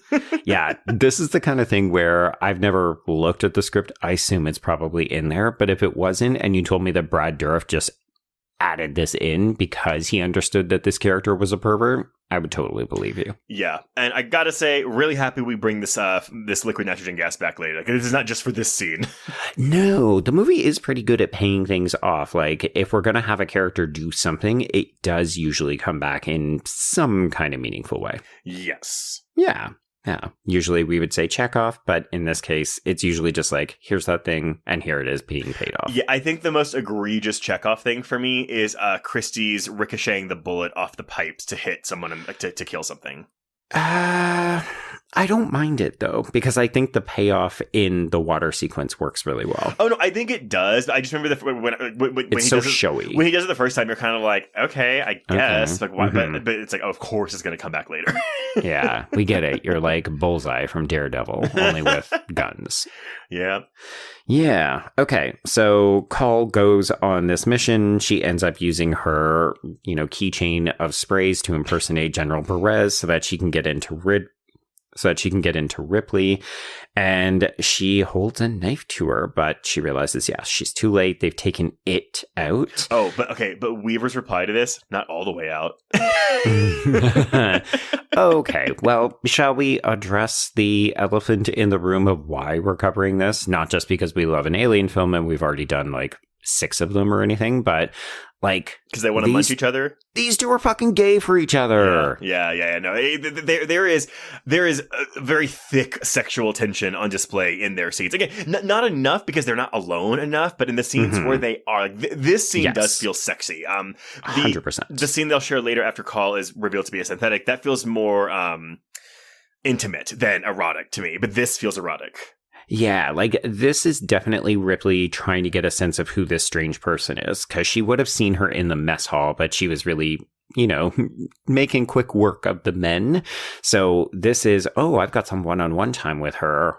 Who is she? What is she? Can I intimidate her? Like she's definitely playing with Call, but there's also some pretty thick sexual tension. It's like, you think I'm going to allow you to do something. There's a bit of a dom sub kind of thing going on. Yeah. Like, what makes you think I would let you do that? Exactly. And even this idea that, you're going to hold up a knife to penetrate me and I'm just going to push my hand right onto it. She's also like, I wrote in my notes, man, she is caressing Winona Ryder a lot. Yes. Because that's also what Weaver does. And it's part of her performance. And I think that's the alien side of her. But yeah, she likes to like rub the back of her hands down the face of something. Yes, she does. Yes. And she loves to do it to Call most of all. Call and her newborn. That's it. Yeah. And here's the thing. Fox leaned into this. Like, they gave Jeunet notes that they wanted Ripley to be more sexual, particularly when it came to the alien. And this was apparently Sigourney Weaver's decision to lean into the lesbian or the pansexual vibes with Call. Ooh. But it's funny because she said that she didn't want the character to go lesbian, because apparently when she shaped her head for Alien 3, a lot of people were like, ugh, Ripley's so lesbian right now. So she was trying to back that off, but then she kept playing it this way. And apparently it was very confusing for Jeunet. He was like, you told me to tell you when it becomes too sexual, and I'm telling you. And she was like, I got this. Yeah, because maybe it's more like, okay, she's butch in Alien 3, but she's a femme lesbian here. Yeah, you know what? She's flipped, right? Yeah. Both sides of the spectrum.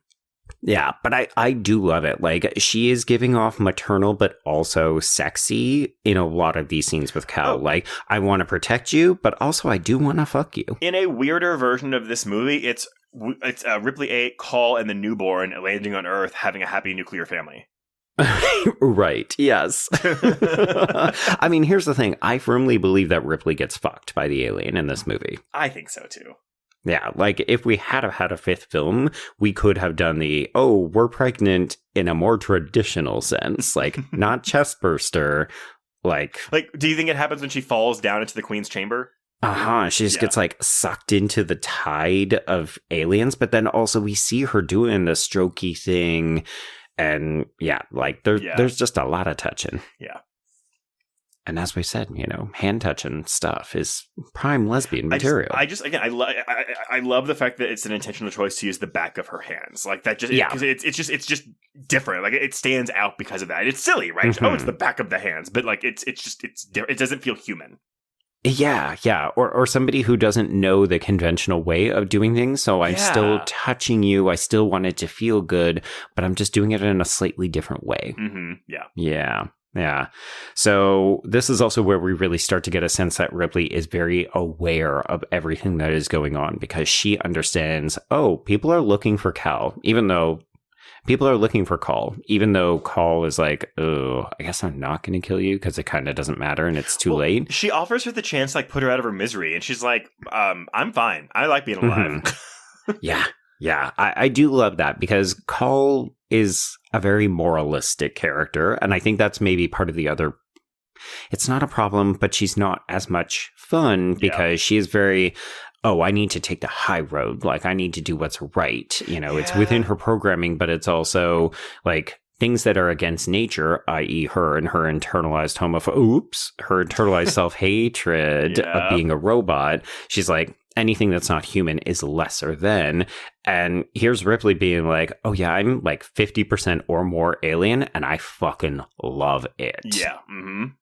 Which again, I understand why people maybe don't like this rendition of the character, but I'm like, this is new and fucking fascinating. Oh, and again, that's why Sigourney Weaver is probably like having a fucking ball playing this movie. I mean, she looks like she's having the best fucking time, except for the one scene where she finds all of her clones and then she gets real mad. Yeah. That's in which case, I'm sure she also had lots of fun doing that scene because you get to play with a flamethrower. Absolutely. Okay. Yeah. So this is our confirmation also that it has been 200 years since Ellen Ripley died on February 16. And then we try to sneak Call out because people are looking for her. She runs immediately into Dr. Wren, and we get the entire team of the Betty charged with terrorism. This is kind of fun. This is a fun little standoff, I think. Yeah, we should note that this is also the introduction of a new character, DeStefano, who is played by Raymond Cruz. Oh my God, Tuco! Yeah, so people know Breaking Bad, and you will recognize this actor, but he is a baby in this movie. He looks so young. And honestly, like, I always say forget. Hot? Sorry. He is very hot, but I always forget. Like, I scene to scene, I keep forgetting he's part of their crew. To the point where when he dies at the end, I was like, who is that again? Right. Well, it's because he's a tag-along, but he never really feels like he's just another survivor that is going to come with him, because at this point, they're all that exists on the ship. And he has DeStefano. It's a unique name. And I think Call says DeStefano twice in the film. And so both times I was like, who's DeStefano? Yeah, we are screaming this name a couple of times for sure, but it's to the point where you're just like, does he have a first name? Because DeStefano is just, it's so long to scream. Yeah. Like everybody else is Ripley, Call, Johnner, DeStefano. Like, a lot more, syllables, Yeah, syllables, yeah. Okay, so yes, we take out everybody except for DeStefano and Dr. Wren because the Betty are mercenaries and they know how to fucking do this shit. So in the ensuing chaos, though, it's almost like the aliens also can read the room. So they discover, ooh, people are distracted doing other shit. We can use this as our time to escape. And I will say, I don't know if it's funny, but I think it is super interesting where, we see what appears to be nonverbal communication between the aliens where it's like, and I'm going to do this in a French accent because I have to assume these aliens are French because of Jeunet and also where the movie ends on Earth. But it's like, Henri, would you like to break out of this cell right now? Hey, how about you let me penetrate you? I use your alien blood to escape, eh? What do you think about that, huh? Everyone, what actually happens here is they just kind of look at each other and they look at the one they're going to kill and they look back at each other. And it's almost like a comedic beat of like yep, let's do it. I never liked him anyway. I think we should really just take him out. He was a weak link. He was the run to the leader, right? This is actually like great too. And I'm flabbergasted by the idiocy and or hubris of these doctors to put these things in the same cell. It's the latter. Yeah, because we saw them previously. They had individual cells. And yet apparently for this point, we were just like, oh yeah, just, you know what? Let them hang out in the common room.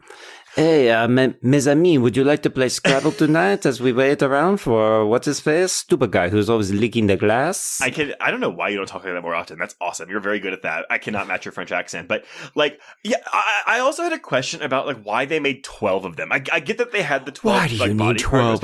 Who are you selling these to? Well, that's what I want to know. I was like, you study them first. I mean, again, like, if I'm a bad guy in this movie, like, you study one of them first, and then you build more once you understand it. But they were so fucking stupid. Yes.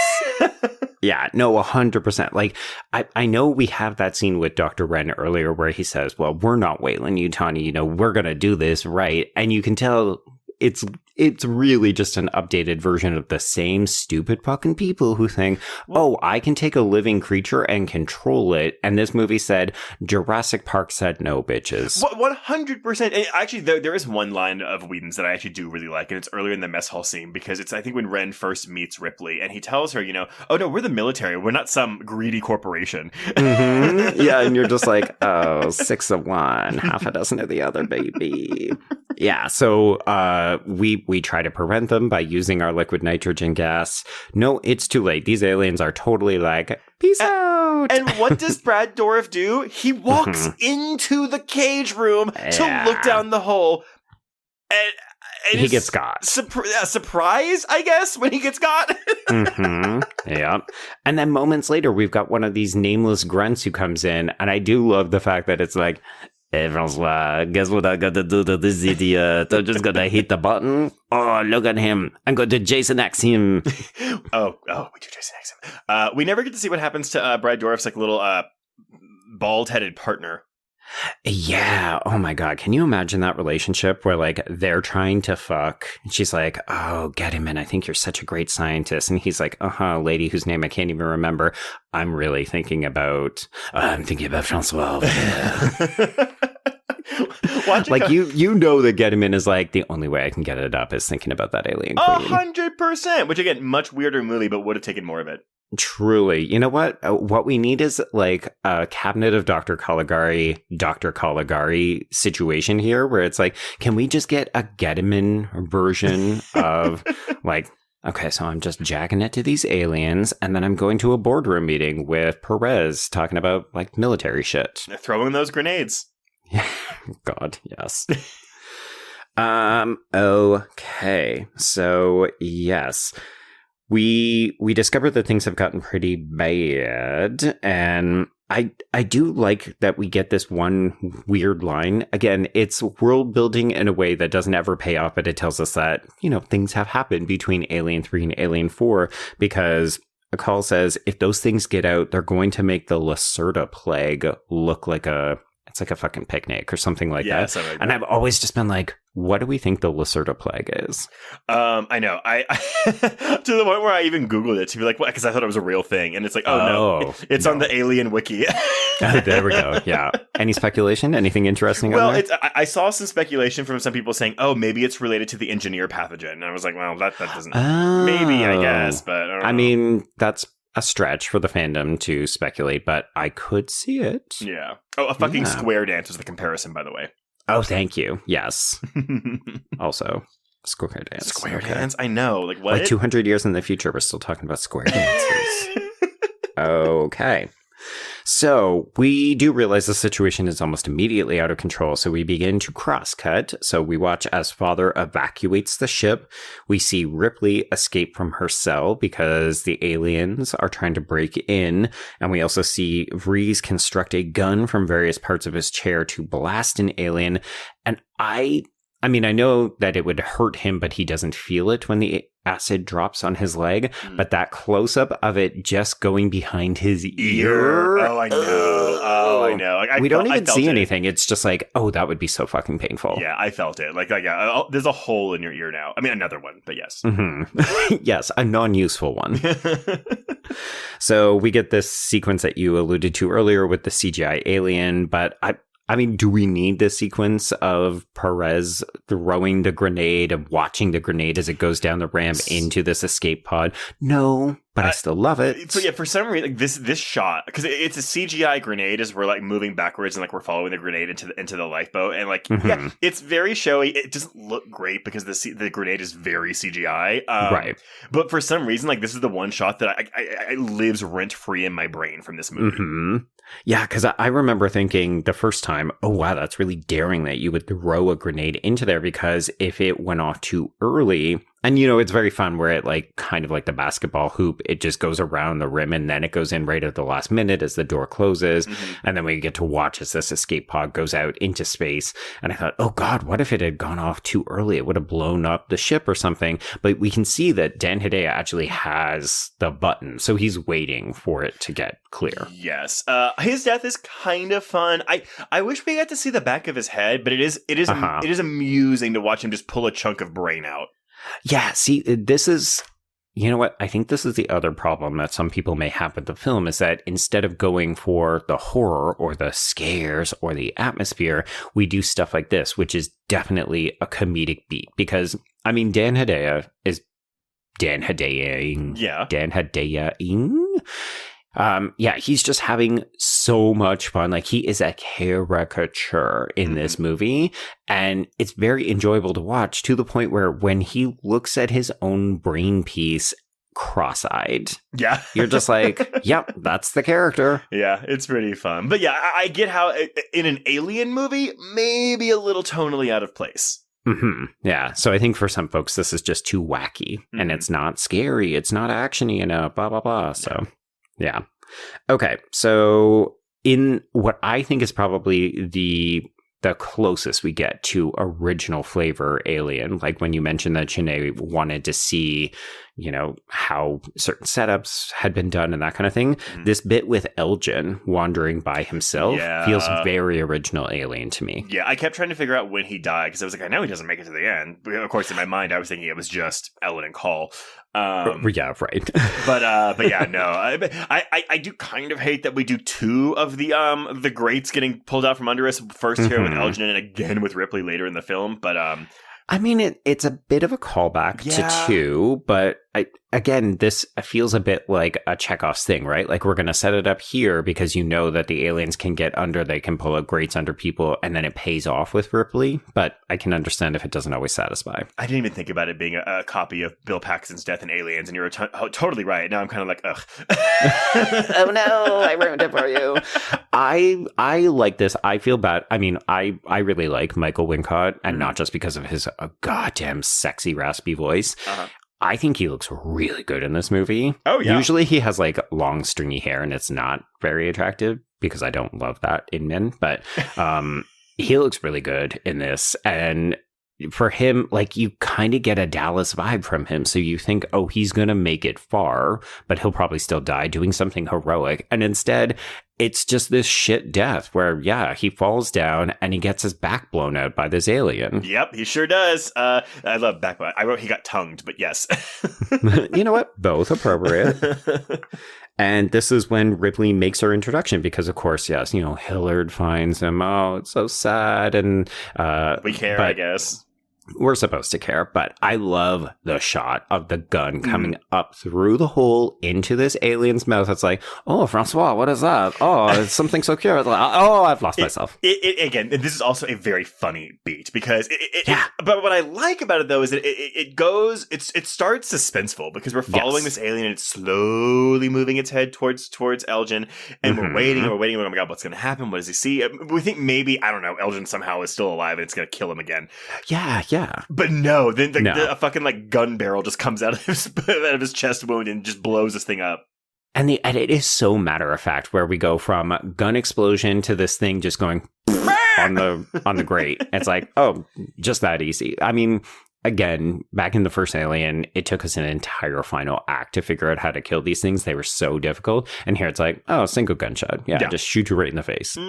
Actually, I guess we never, because I don't think the alien blood hurts other aliens, so I would be curious to know seem like it, if it hurt Ripley. Oh, interesting. Yeah, we never explore that, do we? Just only because, I mean, she's right under this thing, and you're telling me none of this blood got on her? 100%. Yeah. No, there's definitely a couple of logistics within how do Alien work that feel like we are playing either fast and loose or we're just not addressing them in this film. Yeah. Mm-hmm. Like there's a moment later where we'll get a new alien trick and I thought, oh, that's kind of neat. Do we ever see that again? No. We'll come back to it. I haven't told you what it is. Okay. Okay. Coming back to our lesbian coded. So this is Ripley's big reintroduction to the group after the mess hall basketball scene. And she just looks at Call and she goes, was it everything you hoped for? Okay, Weaver getting to play these moments of sassy bitchiness is just so delightful. So good. Like, again, because honestly, she can do it all. If I hated this movie, I would still watch it for those moments. Yeah. I mean, I think for some people, this is why is she suddenly quippy? Why is she being an action superheroine? And I'm just like, because that's who this character is. She's number 8. This is Joss Whedon's Ellen Ripley. Oh my God. Which for some people is an immediate turnoff, though. They hate the dialogue from Buffy. They hate the dialogue from Dollhouse and Angel and all this other stuff. Oh my God. So I think one of the other challenges that people have with this film is embodied in the following scenes. So Ripley comes back out. We've got Johnner trying to be the big man. We've got DeStefano trying to be the big man because this is where he and Ren kind of come back into the picture.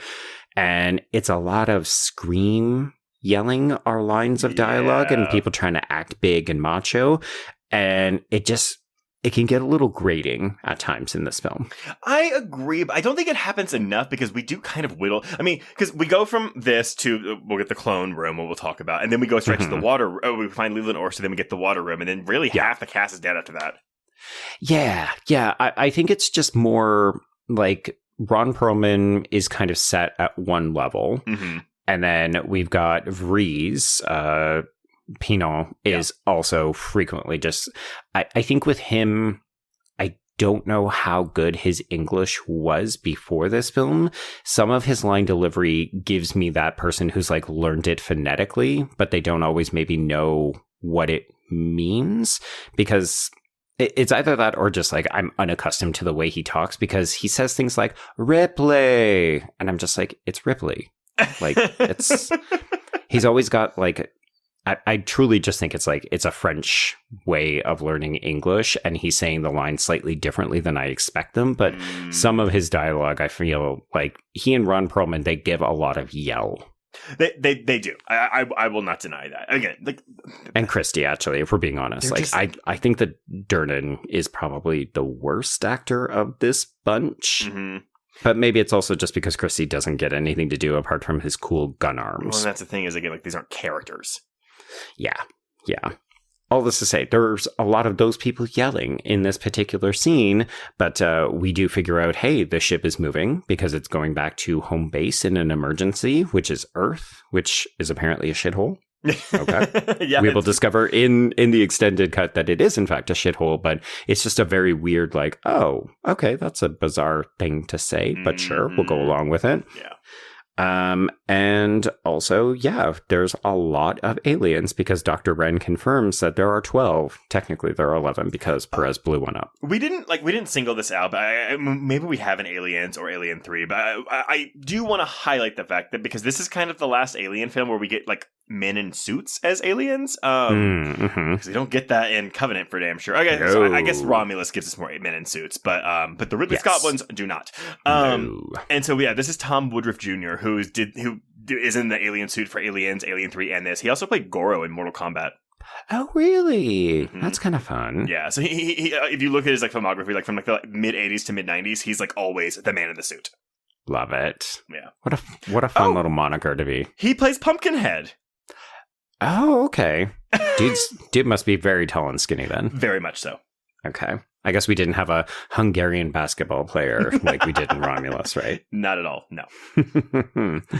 Okay, so we decide we're going to make our way back to the Betty because that is the safest thing to do because, this ship is going to get to Earth. Call says, we should blow up the ship, which instigates a whole new round of, you're not going to fucking do that while we're on the ship. It's like, okay, guys, we get it. Yelling. Yeah. It is a constant dick measuring contest.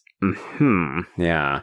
But I do love this moment where we say, okay, we've got a plan. This is what we're going to do. Everybody stick together. And then Johnner pulls Ripley aside. This is very much a trailer line. And I know some people critique it because they say it feels too much like a trailer line. But when he says, so I heard you ran into these things before. What did you do? And she's like, I died. So, okay, we make our way, and Ripley immediately decides to go on a quote-unquote sightseeing visit so that we can check out a room marked 1 through 7. And Trace, tell me what you think about these here clones. These are horrific. They're amazing. With this scene, and again, the scene we'll get with Cole and Ellen later, this scene is the only one where I really feel I feel like it's emotionally affecting. And this is, I would argue, Weaver's best performance. And it's a mostly non-verbal performance in this scene. It's very sad and tragic. Yeah, I like that we see all these different permutations. Some are more alien, some are more human. They're all very grotesque, horrific. We look like test tube baby stuff. And then we get to the final reveal, which is, we nearly got there with number 7, except that she's still very fucked up. And I like that we get to see Sigourney Weaver play both parts of this, as opposed to just, I see, models in a jar, and then I burn them with a flamethrower. Yeah. Again, it's sad. I mean, because I guess on a level, all of these things kind of are alive still? Are they the ones in the one obviously that says kill me obviously is alive. I think it's just 7 is still alive. Okay. I think everything else is these are just big formaldehyde tubes. These are the failures and we're just studying them and we kept them for science, I guess. But it feels so much like, okay, this is partially, yes, for science, but also partially it's a gross museum. Yes. Oh my God. 100%. But yeah, I think even in the bad reviews, this scene was always singled out as one of the better parts of the film. Because I think it is mixing the horror properly, right? Or maybe more conventionally for the franchise, where you think, this is the hubris that you were talking about earlier, where we think we can just mix this alien and human DNA and look at us playing God. It either results in these horrific monstrosities or a disabled woman who is just begging for euthanasia. Yeah. It's grim. It's very dark. Well, and I think also this is one of the few, and feel free to fight me on this, but one of the very few character-driven moments in the film. No, I can't fight you on it, because I think the other big moments that especially people remember are often action set pieces. Yeah. Yeah. No, and I agree with you, by the way. I do think that this is probably Weaver's strongest moment. And again, for a scene with mostly no dialogue from her. Yeah. Okay, so she does burn this place up real good. We see her getting comforted by Call in the hallway, and she does punch Dr. Wren in the face. To stop Ripley from killing him. Yeah. Which I'm just why are you keeping this guy alive? Come on, y'all. It's fine. Kill him. It is a question mark. I almost wonder, would it have helped if they said, we're going to bring you to justice? So it's we need to keep you alive so we can put you in front of a tribunal or something. Somebody needs to know. In theory, yes, but I don't believe that this ragtag group of people would care about that. That is true. Yeah. But anyway. It's just no, you're a human being. We're going to keep you alive because humans are important. There are 2 cases in this movie where it's we're going to bring you along with us, even though why? And Ren is one and Leland Orser is the other one. Yeah. Okay. So from the scene of entering this room to the, the quippy line of dialogue from Joner, Trace, what is this scene called? A chick thing.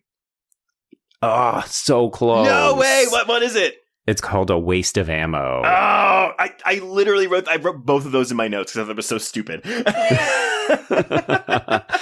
I mean, it's kind of funny, right? We said how uncomfortable the line about autism made us feel earlier, but then it's Johnner's just walking around over here. If we're going to talk about who's not able to connect emotionally with other people, right there, buddy. Right there. It must be a chick thing. Yeah, this is a chick thing. They just really hate test tubes and labs. Yeah.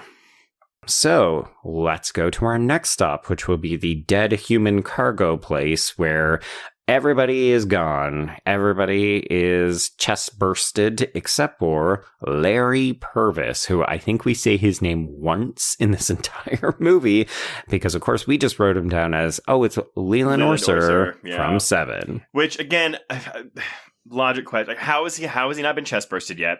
Yeah. And why do they? I get they say, they can cryo freeze him and whatever. I'm like, I guess maybe it's Call, because Call is the moral of this here, as you said. So she's the one that's really pushing for saving this person. Yes, yeah. And this one definitely makes more sense to me than Dr. Wren, because this man has done nothing. And I can believe it that they might feel guilt because they really, truly, literally delivered this man to this fate. Yeah, so, that is true. That is true. But we don't say that, but Orser is very much channeling his character from Seven in these scenes. He is also operating at 11 for everything. He is. And I accept it because I like this actor and I feel like this is his wheelhouse. Like, he's really good at delivering this slightly manic, very scared, very paranoid kind of person. But it can also be a lot as the film progresses. Yeah, but again, also not a character. He's just there so that we can have him chest burst at the last possible minute, but at least we kill Wren with him. We do. That death is so satisfying that I don't really mind it. Yeah, I mean, it's the only reason we keep this character around. But sure, it's fine. It's a cool beat. Yeah. Not a character. Okay, so this is also a good opportunity for Ripley to shift back fully into more traditional alien mean mode, where she, like, what's wrong with me? How come no one will say anything? Like, what's walking inside me? And no. That is my least favorite thing. What's in fucking side me? Yeah. I hate that so much. It's a Whedon line again, right? Like, we're basically doing a Star Wars Yoda thing where we're moving words around so that it just sounds slightly different and weird. What's in fucking side me? I am not the man with whom to fuck. Exactly. Yeah. So Ripley gets to say that he's got a really nasty alien inside him, and she's the mother. Okay, again, though, and I like it's a really nasty one, which I think is just her fucking with him, but also, how is this nastier than the other ones? Like, I feel like then this should have been like a really nasty alien when it comes out of him, Right, yeah. It comes out and it's just got like 2 heads. Yeah, something's wrong with it, but yeah. Anyway, it's fine. Oh, Francois. Oh, Henry, I'm so different. Au revoir. Nope, can't do it. You know what? I appreciate the effort. I always want you to try. The only accents I can do, even moderately convincingly, and that's a stretch to say, are Russian and Spanish. I mean, I've heard your Russian because you and I have recorded on a title that involved a Russian accent. Actually, it involves Sigourney Weaver and Heartbreakers. Yes, and we both had a lot of fun. But also, her Russian accent is very moose and squirrel. Your so personal fire device. Oh my god, I love that movie. Now I want to go watch Heartbreakers. Stop the recording. I know, right? No, stick with this Sigourney Weaver performance. So, yes, we set off again. This is our new ragtag bunch of people, and we discover we need to go down and get over to the Betty. So that's what we do. We start to go down and immediately realize, okay, we're going to have to lose Breeze's chair, but also, oh shit, we have encountered some flooding, Trace. This is the Poseidon adventure, and I fucking love it. Maybe that's why this works so well. I mean, I'm a sucker for underwater sequences. See also the aforementioned Deep Rising, but there's just something so exciting that this is an alien movie that is also channeling a disaster film. Yeah, we're going to get you to watch Poseidon Adventure one day, but it's very... This is like one of the centerpieces of that film where it's like, oh, we have to swim this far underwater, and like it is like, it's like a 3-minute swim, so you better like hold your breath and make it, and of course someone gets killed and blah, blah, blah. But so it's that scene with aliens. Yeah. And it's so good. I should note there's one tiny little bit of extended scene here between DeStefano and Christie where they talk about ammo, and it is kind of gay. Like, it's very much, hey man, what kind of ammo you got? Oh, that's some really good ammo, man. Okay, I didn't clock this. Oh man, it sounds pretty gay. I do think also though, just like visually, the water is so blue that it adds just such a nice, like, different change, like a visual change to the film that is really, really appreciated on my part. Yeah, we're getting a lot of overhead shots, and the flooding kind of looks like miniature waterfalls as they're making their way down this long passage. So it almost seems idyllic, but yeah, it feels completely different visually from any other moment that we've seen in this film. And it is so brightly lit so we can understand, oh, okay, that water is pretty high up. You know, they're going to be able to see the visibility is good, but also, yeah, we discover we've got to go through this kitchen. It's about 30 meters, which... it's not bad. That's the length of a pool, but also 30 meters. That's like a YMCA pool, not a backyard pool. Yeah. I was like, I don't think pools are that big. not a personal swimming pool device. Closer to Olympic pool. Personal swimming device. Yes.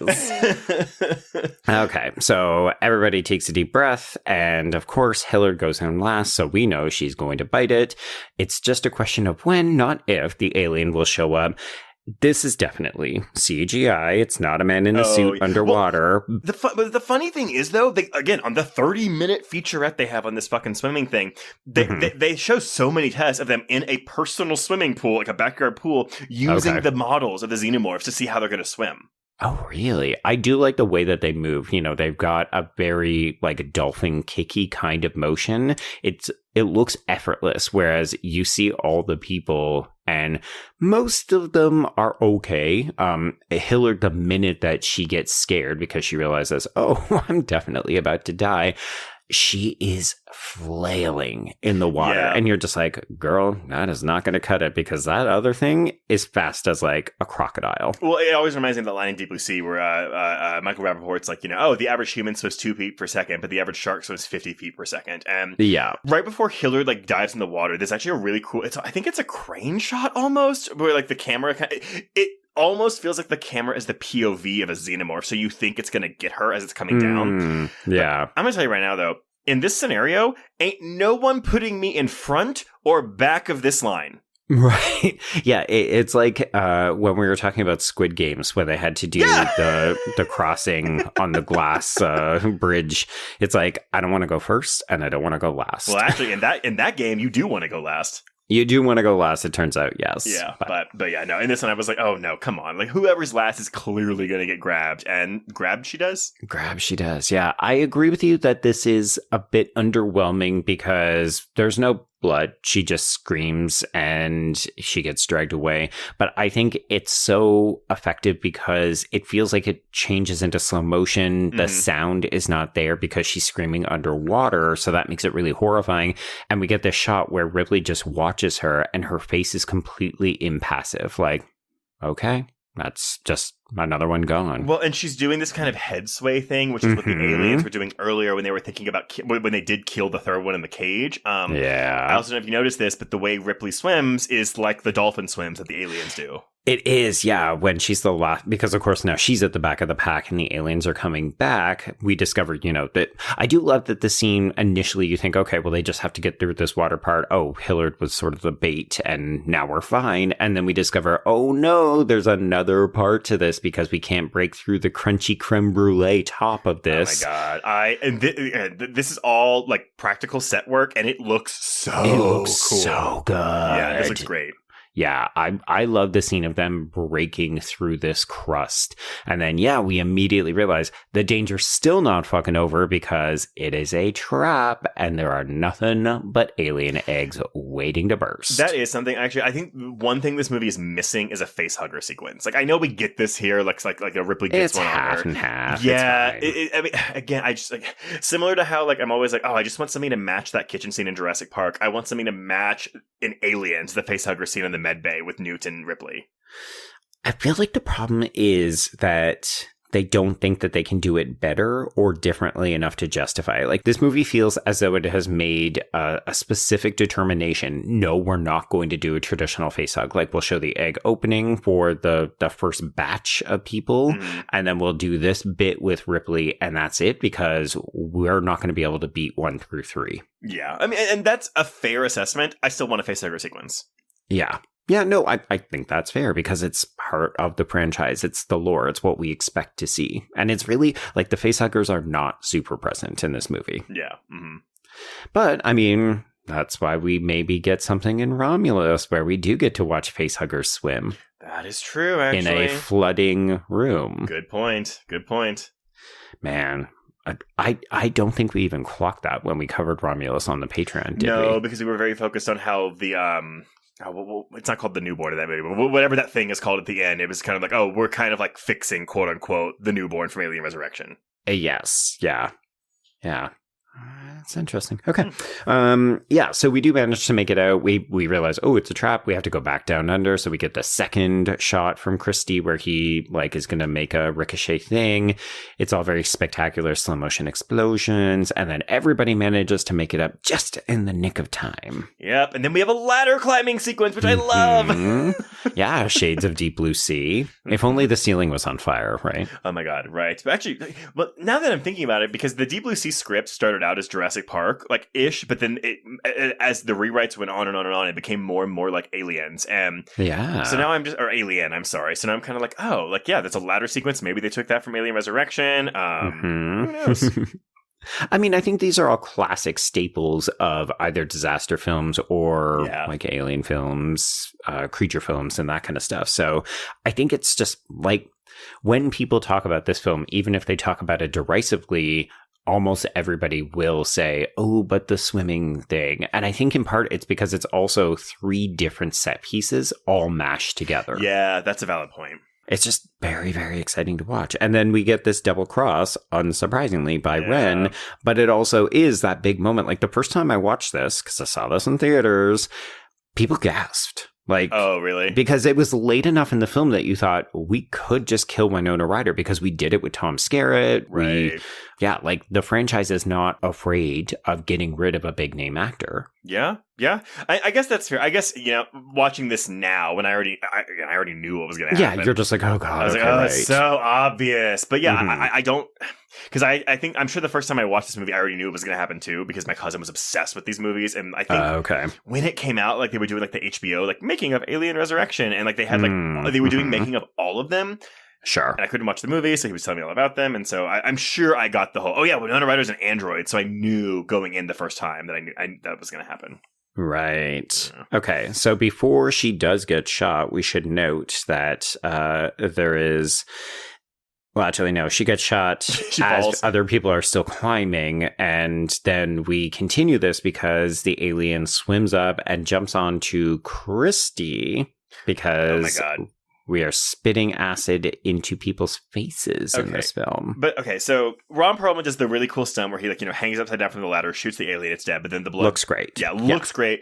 Blood flies over. I think blinds Christy, but the alien spits. It spits in Christy's face. It spits which is the thing that I said earlier where I was like, this feels like a new thing that we didn't previously do. And I don't think ever do it again. We don't ever do it again. But I think it's so funny because basically once it's done, like once Perlman shoots it, it's just hanging on to Christy's foot. Yes. And I don't understand how Christy can't kick his foot to just get this thing off of him. But I do love, get off my foot, bitch. I'm sorry. If I already wasn't on board with the way that he is constantly yelling in this film, get on my foot, bitch.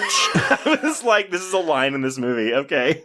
Yeah. And this is a big critique for folks who don't enjoy this film. It's like, why does he murder himself? Why does he die by suicide? Sense. Why doesn't he just fucking kick this thing off? Why doesn't he make an effort to grab onto the ladder himself or something? I think we needed to make it so that he was like so incapacitated by the burns on his face that he couldn't even think straight or something. But then we got to lose the get off my foot, bitch. Well, but they make a set piece out of this almost where it is like, oh, he is slowly unbuckling everything, slowly cutting, and everyone's like, no, don't do it. And I'm like, oh, Christy, no, don't do it. I wish I cared about this character as much as y'all seem to. Yeah. I'm just like, oh, you're willing to die because you're Phantom of the Opera now? Like, put on a mask, bitch. No, it's it feels like a plot contrivance because we need to kill someone in this sequence because we have only killed Hillard at this point. I'm like, you know what? It's exciting. I think it's frenetic, it's good action and all this other stuff, but I'm just like, oh, this character's stupid. You know what? Okay, you want to die over this because you're not pretty no more? Into the water with you. There you go. And truthfully, I don't think that's why he kills himself, but it's the only thing we have to go off of.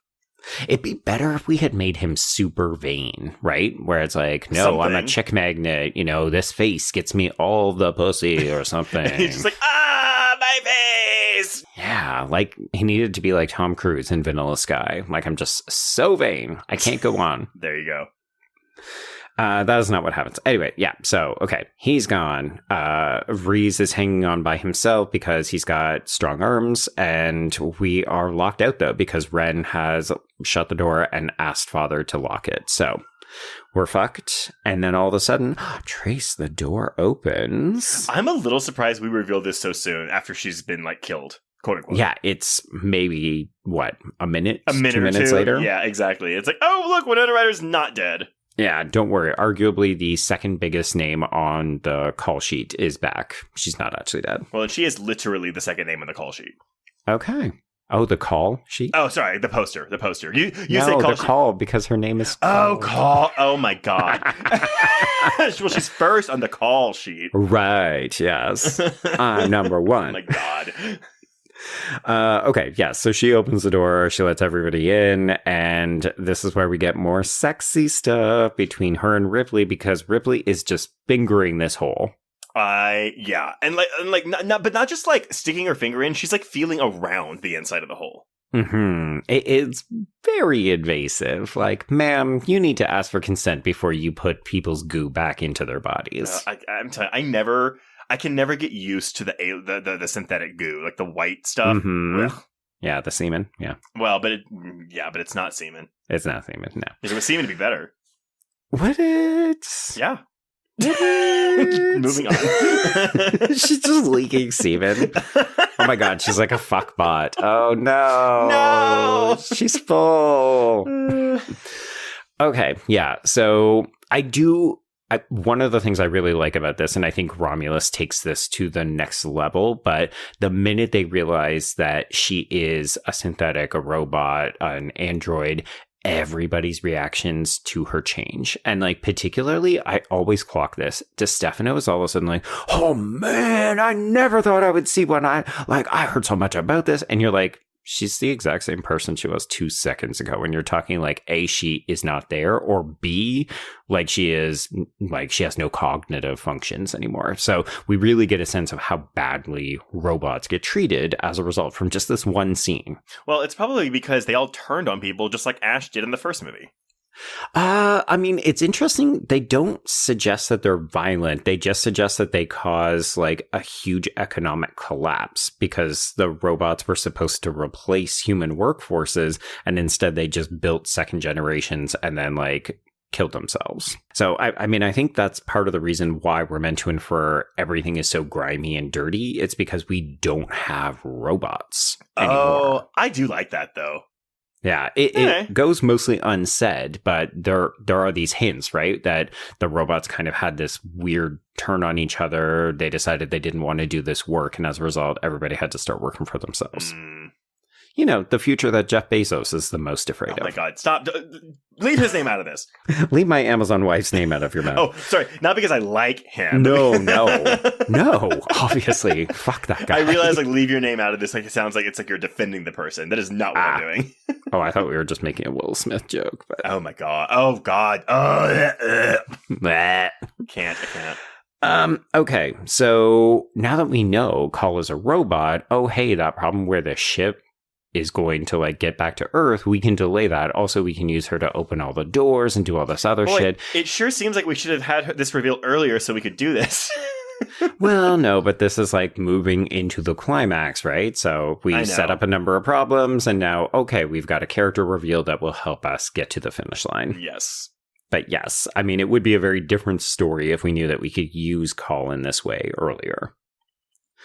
But okay, let's talk about this scene between her and Ripley, because this, I'm going to say, is one of the last big significant extended edition missing pieces.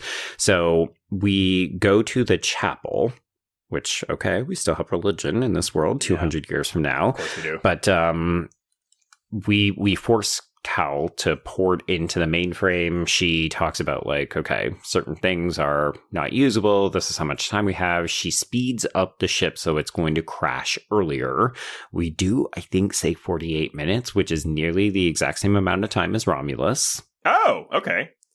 Yeah, and we also get this conversation that is not in the theatrical cut between Paul and Ripley, where Ripley talks about her daughter, and also Paul talks about how she couldn't die by suicide, even though she knows that, like, she wishes she was human, she doesn't love herself.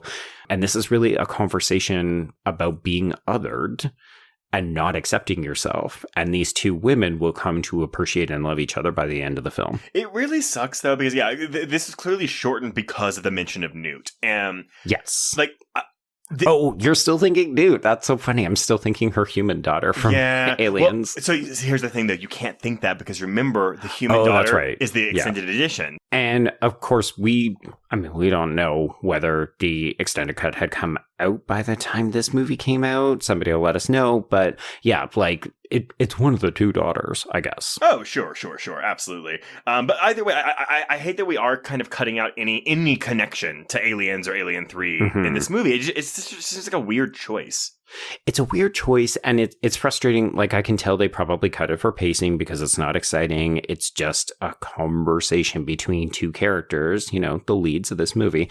But I think it's really valuable because it's that extra bit of just like emotional honesty that has felt like it's missing. Call, we feel like we haven't gotten to know her enough, and now we've got this reveal, so we need to unpack that a touch. But also Ripley, we've talked about how she has trouble connecting with people. Call is her person in this film. So this is, like, to me, this is the synthesis of what drives the entire finale. Like, this is why Ripley goes to save her in the cargo hold. I fully agree. And it's also one of the only moments, well, I was going to say of human connection in this movie, even though it's one human. Neither one of them are fully human. Yeah, exactly. but truthfully, it's one of the only, the fact that it's taking place right, like, as we're gearing into the climax, and we slow down to give this moment, which also may be why it was cut down shorter. 100%. But again, I feel like the scene is very crucial. Yeah. No, I agree. And it's something that the movie just hasn't handled particularly well with most of its characters. So we really need it for anybody, but especially these two. Yeah. Mm-hmm. Yeah. What you see in the theatrical version is basically just like her playing this prank on Ren because he is about to get to the Betty. So we scare him off by threatening to send aliens to him. And also, like we assume she does something to make the ship crash instead of blowing it up because it doesn't have the power. And then we reconvene with the others. Yep. So that's what you get in the theatrical cut. Okay. So is the line where she's like, "Oh, you're programmed to be an asshole. Are you the new asshole model they're putting out?" Do we know if that's theatrical or special edition? Because I thought that was I think that's theatrical still. Okay, because I thought that was a very flirty line. Yeah.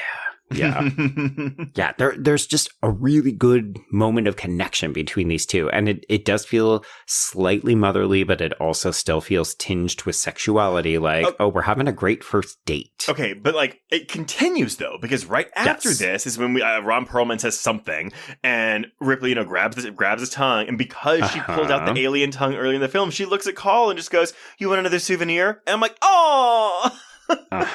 Yeah. One other final piece of this section. It's quite a long sequence in the film. Right before we get into that Ron Perlman part, they talk briefly about dreaming because I think Ripley asks Call if she can dream, and she says, like, yeah, we're kind of programmed to. And Ripley talks about how she can never get away from the aliens. Like, it's a callback almost to Alien 3. Yeah. But she says, no matter how bad the dreams get, when I wake up, it's always worse. And I just thought it's a line that sings in this script. And I was dismayed to learn that it had been cut. Yeah, that's a real bummer. Ugh, God. Yeah. Okay, so before we move into this climax, Trace, the game. Oh. What is this scene called? So the one with Call and Ripley? Yeah. Think literal. Literal. Silo. I'm trying, God. What's another word for bonding? Silo. I don't know. Okay, but you went literal. Talking things over. You know what? Not too bad. Pretty close. It's called Connecting at the Chapel. Oh, right. Chapel. It's like, literally why I included it in that description. No, so. I know. I heard you say it, but then because it looks just like Ripley's silo prison. It does, yeah. The big difference is just you can see that there's still a cross on the wall behind them. Okay, fine. Yeah, I know. I was like, really? Religion. Yeah, religion. Okay, so final break. We're going to make a run for the Betty because Call has opened all of the doors. The only issue is that Ripley notices that we are near the nest. So, yeah, we get all this stuff with Johnner, but Ripley shuts him up. And then this is when Ripley goes down through the grate because she has been pulled through. Oh, Francois, I found her. I pulled her down for you so that you can cover us her face. Yes. And they all just look at her, though, because again, this shot is so cool. Like this overhead shot of Ripley, like writhing in. It's not even like there's some aliens here, but it's like the organic mass that they use to coat the walls and the floor. It looks great, and then she just slides through a vaginal opening down below. Absolutely. Question for you. Does this remind you of a snake nest? Like, you know, when you see 100 snakes and they're all just kind of interweaving and so on. Like, I know that these aren't all aliens. As you said, this is more matter-based, but that was the kind of vibe it was giving me. Yeah, I could see. I mean, because, there's a lot of slithery things with these, but because the tails of the aliens, really. Yeah, and we're doing the kind of fade in, fade out. It's a bit dreamy, hazy, like when she was first waking up in her silo prison out of the sack at the opening. It's a visual callback. It is a visual callback. And I wonder if it's just because this is the closest that Ripley will come to embracing her fully alien side, right? Like there's no humans around. It's just about her connection with the other xenomorphs and the queen. Well, so tell me this, because clearly, as we've heard from Whedon and everyone involved, like a big part of Ripley was supposed to be, we were never really supposed to be sure which side she was going for. You know, is it the humans? Is it the aliens? And I don't think she's always siding with Call. Yes. And I don't ever think that really works. So I can see why maybe it doesn't really carry through all the way here. But I think that's why the introduction of the newborn is so important, because the newborn almost I think it almost tips her over, doesn't it? Yes. Like it gives her a counterpoint to Call, where it's like, okay, do I want a lover or do I want a child? Right. Oh, yes. Yeah. Yeah. Yeah, because even in this scene, it seems like she's afraid that she might be killed when she sees the queen. You know, yes, we bring back Gediman, the Brad Dourif character, that we can talk about how the queen's cycle changed, and all of a sudden now she's reproducing more like a human being, and it's a gift for Ripley. So I wrote in my notes, in all caps, why is Dourif still talking?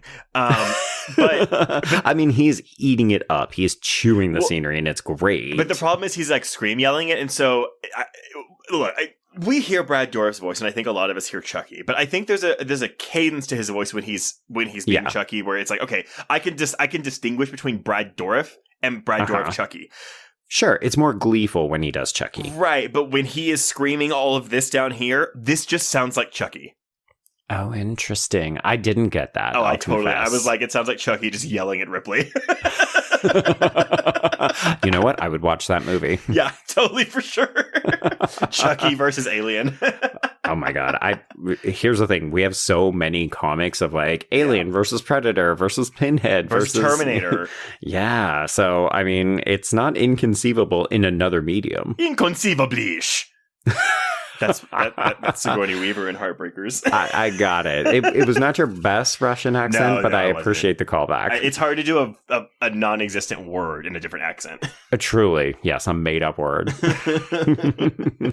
Okay, so yeah, Ripley is basically maybe fucking aliens in this bit, as we are learning that the queen has given birth to some kind of new creature. This thing rips out of Mama and then just slices off her face. Dude. Like birth matricide. I totally forgot this happened. And like, it's because again, it's all practical effects. This is not CGI. And we just see the top, because it's the top part of the queen's jaw, not the bottom one. Just gets like swatted off its head. Yep. It is so. And here, clearly, this is done to say, oh, this thing is formidable. Like, this is supposed to be scary. And I think for a lot of people, it's just the look of it is so goofy that they can't be scared by it. But I'm with you. I don't think this is goofy. I do think it's a very creepy thing. I do find it a little funny, but at the same time, I do find it very disturbing. So this works for me. I do kind of understand why it doesn't work for other people. I do as well, because we haven't even talked about the sound effects. Like, xenomorphs don't talk, even though I've been obviously. But yeah, this thing mews. Like, when it sees Ripley, it goes. Yeah. And and it's either like full of rage or mewing. And I think for some people, it's just like between the look, the way it's acting, what the fuck are we doing? Because Ripley kind of looks like she maybe wants to fuck and or rescue this thing. Because that's the whole way she plays this, the whole fucking movie. I think it's just a little too weird for some folks. And here's the thing. It is very weird. And I think it is weird, but deliberately so. The eyes, I think, are a big thing. But again, I love the eyes. The eyes are everything. So do I. And they were very intentional. Like they said, we wanted it to look more human than not. And yes. That mission accomplished. Yeah, I read somewhere that this took 9 people to puppeteer. Is that correct? I don't know, but it would seem accurate. Okay, because I think there are times where this is a man in a suit, but then I think there are other times where the way it's moving, it feels like we've got some puppeteering action going on. Yeah, I mean, this thing's a beast. There is an anecdote about how like it had like an umbilical cord hanging off of it, and I guess whenever Jeunet was watching the dailies, he was like, "Why does it look like a dick?" And they had to post it out. Well, okay. So I also saw in some people, because, some people are on the record as saying that this is the queerest of all of the Alien movies, which I think is a ridiculously high bar. So that's exciting because we've got this lesbian relationship between Ripley and Call. We've got asexual reproduction with the alien queen. We've got this thing, which is like a whole new version of Othered. We've got Ripley coming into a new mode of being, which is a potential like semi-trans reading or even just a coming out story. But then some people, I have never been able to confirm this. Some people say that this creature, the newborn, originally had both genitalia. I could see that. Yeah. You were going to see that it had kind of like male and female. So I was like, oh, that would have been interesting. And apparently it was like too much and we had to blur it out. I mean, I get it, like that may be a little too much for American audiences in 1997. Well, and this is still meant to be a super mainstream popular science fiction film. Like, we wanted to make money off of this. So that's funny. Yeah. So I don't know. Like, I wish I could find a reputable source that said, like, this absolutely happened and we had to make that decision. But it seems more like, Screen Rant, 10 fun facts that are probably fake that we made up to hit our quota for the day. But going back to this newborn, what about its tongue? Yeah. Ooh, like it licks all over Ripley's face. Yes. I love it. And you can tell that she is definitely repulsed by this, but I think it's also because this thing seems like it could turn on you in a dime, right? We just saw it kill its mom, and now it's looking at her. And I think even Brad Dourif initially was like, oh, it's kind of cute. Oh, fuck, it's going to kill the queen. Well, fuck, it's killing me. Oh, I love so it bites out on his head. It's not a great shot, but then we get the aftermath later, and it's just like debrained him. I love it. Yeah. This thing just feels like you can't predict what it's going to do. Like, kind of irrational, right? Like, it's going to change its mind on a whim. So it's dangerous because it could love you, it could lick you one moment, or it could crush your head like a cantaloupe in another. Sounds like my dog Butters. Oh my God. Oh, Butters. But no, I don't think there's ever really any fear that Ripley is going to get killed. Well, I I say that, but then it's like, well, she died in the last one, so I don't know. That is fair. No, but I agree with you. Like, this feels more like, oh, we need to keep this thing off of the Betty because it will probably just run through everybody with no problems at all. Yeah, but speaking of the Betty, because it's not exactly cross-cut, but this is when Leland Orser chest bursts into Ren's head. Yeah, so basically Ripley escapes and we see her running back and she's like jumping onto the ship, but then you're right, Purvis starts to go into convulsions, but Ren is there. He has taken Call hostage again. Call hostage, yes, thank you. And so Purvis just decides, okay, I'm gonna martyr myself because I saw somebody else do it earlier. So he just well, he grabs Ren's head and just holds it in front of his chest, which I love. We get this really obviously CGI like tracking shot like down Purvis's throat, which I like it. It's kind of cool. Yeah, I like it. It looks like a cartoon, but sure. It looks like a cartoon, but kind of like what I was saying right at the top of the episode when we introduced that alien queen. It's like, you didn't have to do it this way, right? Like, you could have just had it static. We set Purvis up behind Ren, have the thing come out through its head, and then everybody shoots it, and now we're done. Yeah. So I appreciate that we said, you know what would it look like if we followed it all the way down? Which we did. Yeah. Okay. Final game. So what is this scene called where we've got Ren taking hostage and Purvis kills him? Chestburster. Not too far off. This one's another kind of cheeky one. It's called Sharing the Monster. Okay. It should have been called A Splitting Headache. God. Okay. Hire me to name these scenes, everybody.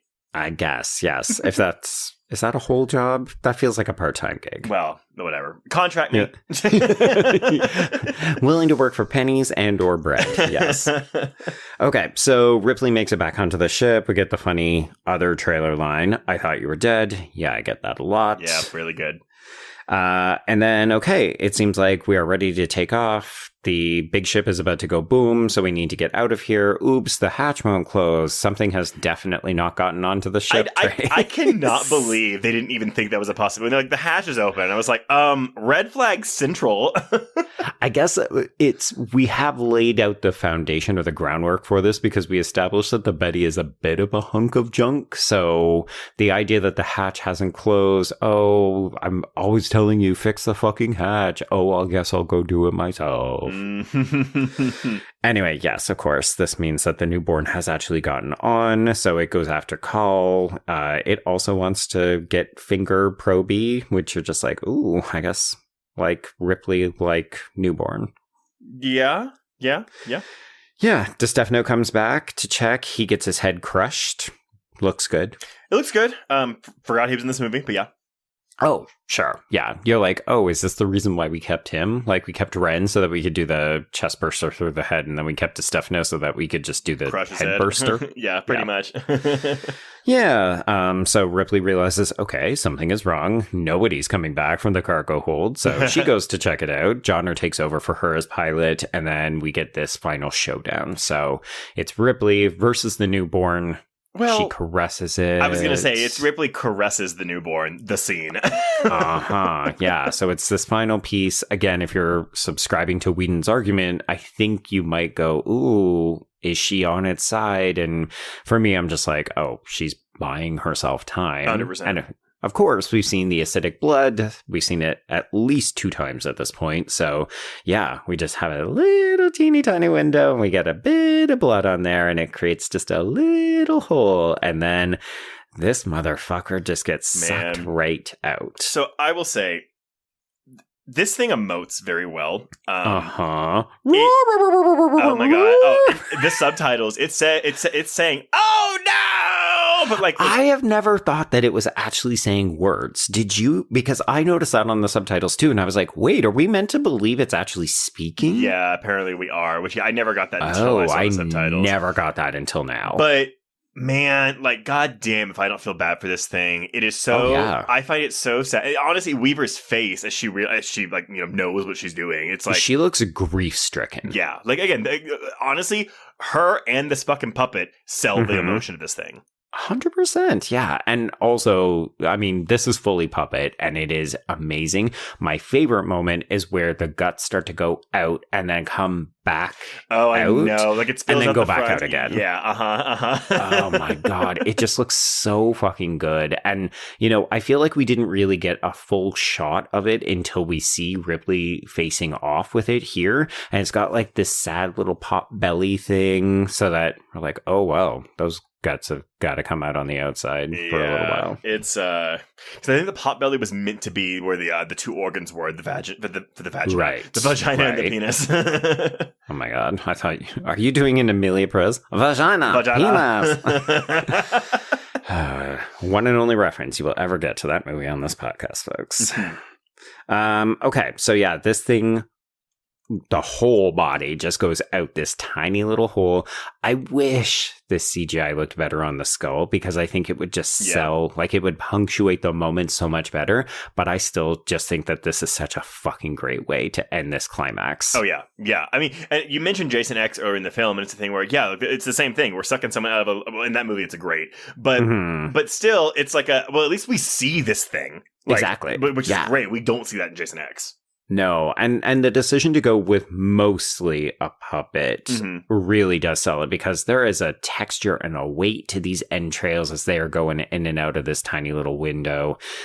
And yeah, I really love it. I love the look of the newborn. I love this final battle. And then, you know what? Our ladies strap themselves in together so that we can emerge on the other side with like a romantic, scenic view of the Earth. Well, it's ugly ass Earth, but yeah. Well, until we get into the orbit, yeah. It looks very pretty from space. In the theatrical cut, we just see like the planet Earth. But then this is my first time watching this this original ending, and I like it. I like it. Yeah. I think in part it doesn't look great when we see what the city looks like. So folks, that basically, you know, we make it through orbit. We do get to see Johnner kiss Vrees. Oh, but it's like a straight male bro, like, oh my God, we made it kiss. It's a straight male thing, but it's also like everybody wants to get physical with everybody in this movie. Like, that's why I made the joke that this movie is very wet and horny last week. And you were kind of like, what? What are you even talking about? And like rewatching this movie, everybody kind of wants to touch everybody else. I agreed it was wet, but I guess, I sure, why not? Everyone's horny. Like, I'm not suggesting that Johnner and Reese are going to go off and, like, start a life together or anything. But, you know, the whole movie, they've been antagonists. And, of course, yes, we come together and we can celebrate we survived this adventure. I really cannot believe those two men survived this movie. It is wild, yes. But, yeah, okay. So, folks, if you haven't seen this extended cut, this is not insignificant. So we see Cull and Ripley, and they're basically sitting in rubble. And they talk about how they've never been to Earth before. This is their first time. Ripley says, I'm a stranger here myself, which is what this scene is called, by the way. But also, Cull definitely suggests, like, oh, the military people are going to come looking for us. It would be easy to disappear. And she doesn't fully say it, but she might as well say, do you want to run off together? Yeah, that's absolutely the implication there.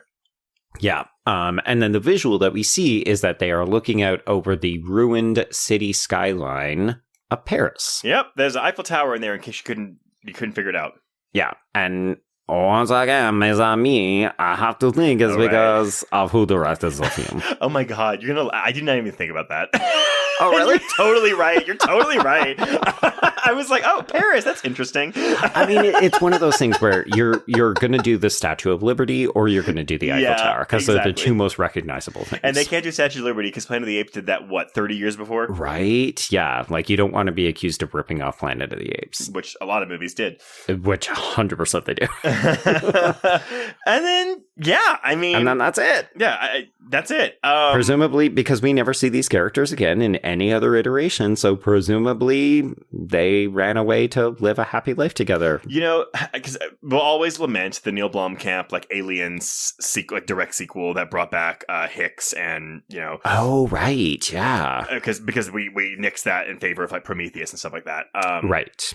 But I would gladly welcome a direct sequel to Alien Resurrection with Winona Ryder and Sigourney Weaver. Yeah. Apparently, Whedon was prepared to write it. I have to assume that's before we finished this movie and he was dissatisfied with it. Or maybe he said, oh, I can resurrect my original vision. I can fix this. But apparently there was some kind of idea or at least interest. But I think as soon as that opening weekend gross came out, they said, ooh, I think perhaps not. I still think releasing this in fucking November was a stupid idea, but whatever.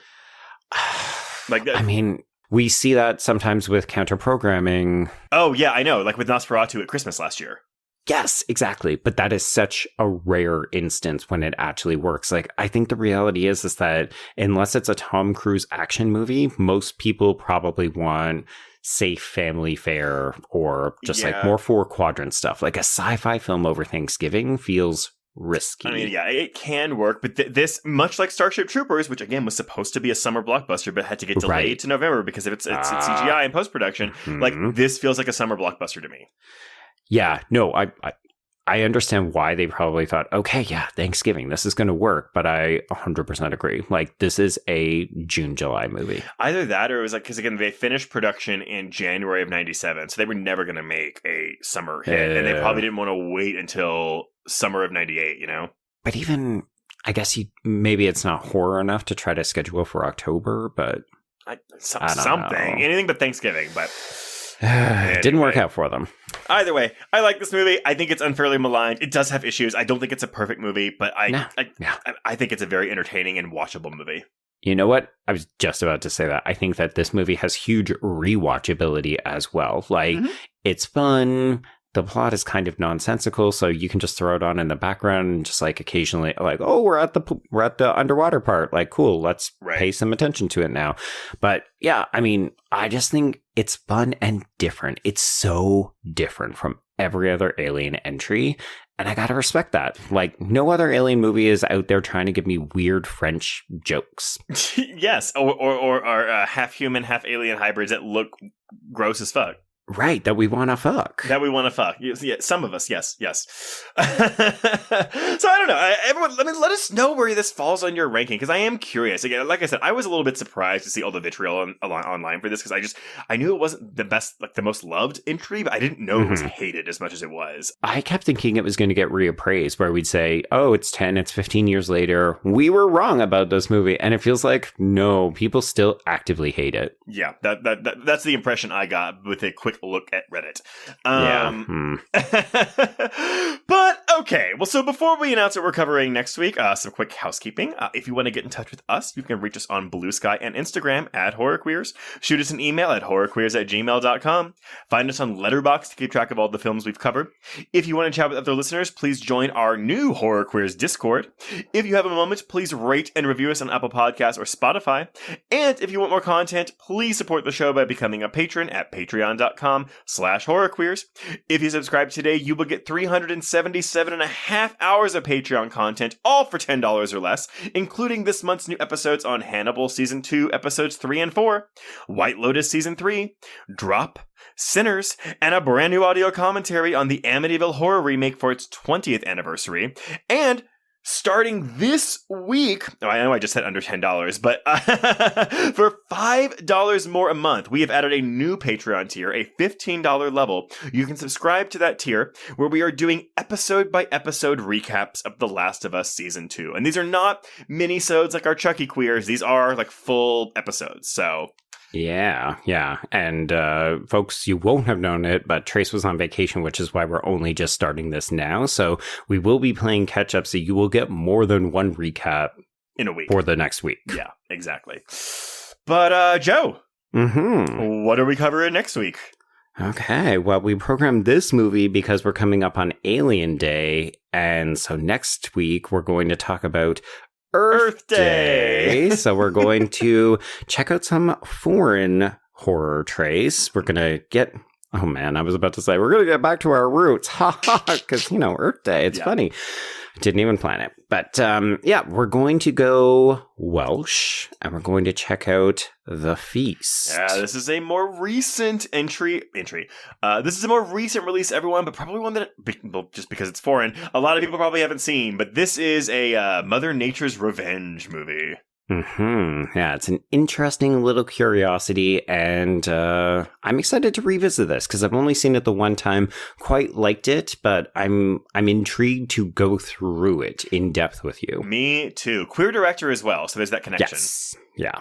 But all right, well, until next week, everyone, we can cross out Alien Resurrection. Indeed, and cross out the queers.